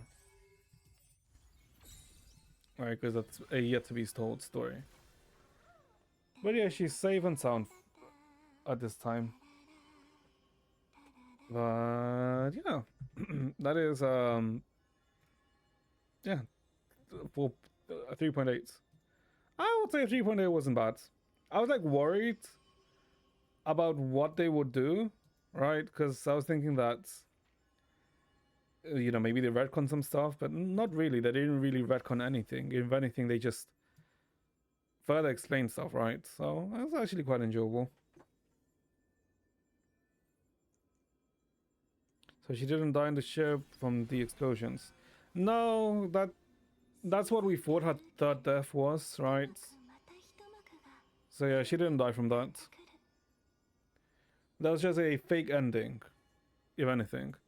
Because it's kind of shown. Is it shown here? Let me look at it up.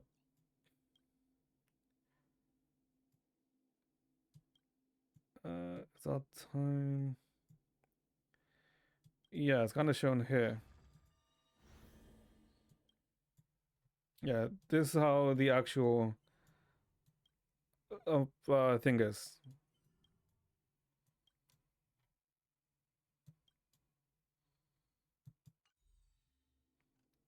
Because that's Flower Panacone. Because I'm not sure if this. Yeah, because technically this is the false ending of 2.3.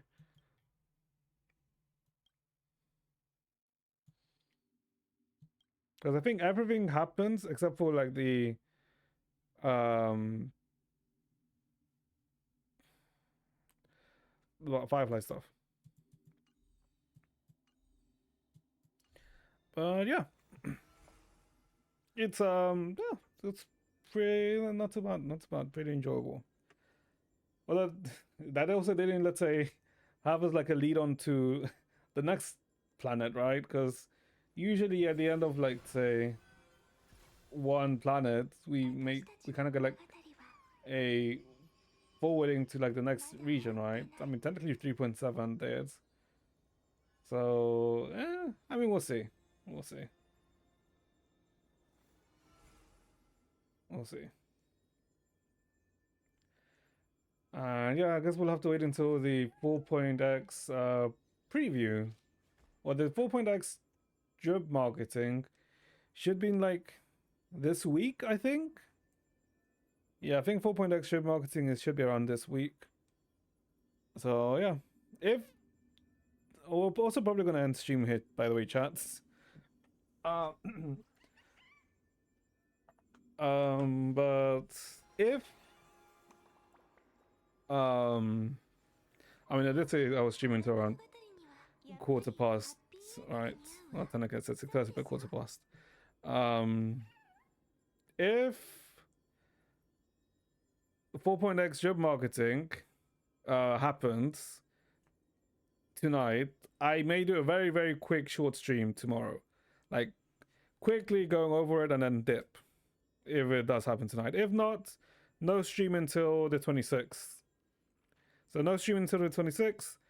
But if the job marketing does happen tonight, I'll do a very, very quick and dirty stream and then, you know, dip out. Didn't finish peak events. I'll finish the event off stream. Because I just had to do the Hanami thing, right? But yeah. Not 25th, 26th. Like, very unlikely there's a stream on 26th. Tomorrow, if it is, because it's the job marketing, but then I'll like, immediately like be very like a 10-minute or 20-minute stream. And yeah, but like the next normal stream should be on the 26th. We tried the 25th, 1% chance. Very unlikely, but yeah. But yeah, chat, so I did not expect to spend today talking about 3.8, but sure. Didn't see happy reactions to Hanami's own. I mean, we'll probably talk about it on the 26th, because 26th is also going to be a Woowa stream, because 3.0 is out. Well, it's out on the 25th, but you know, we said on the 26th, and also Serenio for CCN on the 26th. Well, Serenio comes out tomorrow, but you know, no stream tomorrow. So yeah.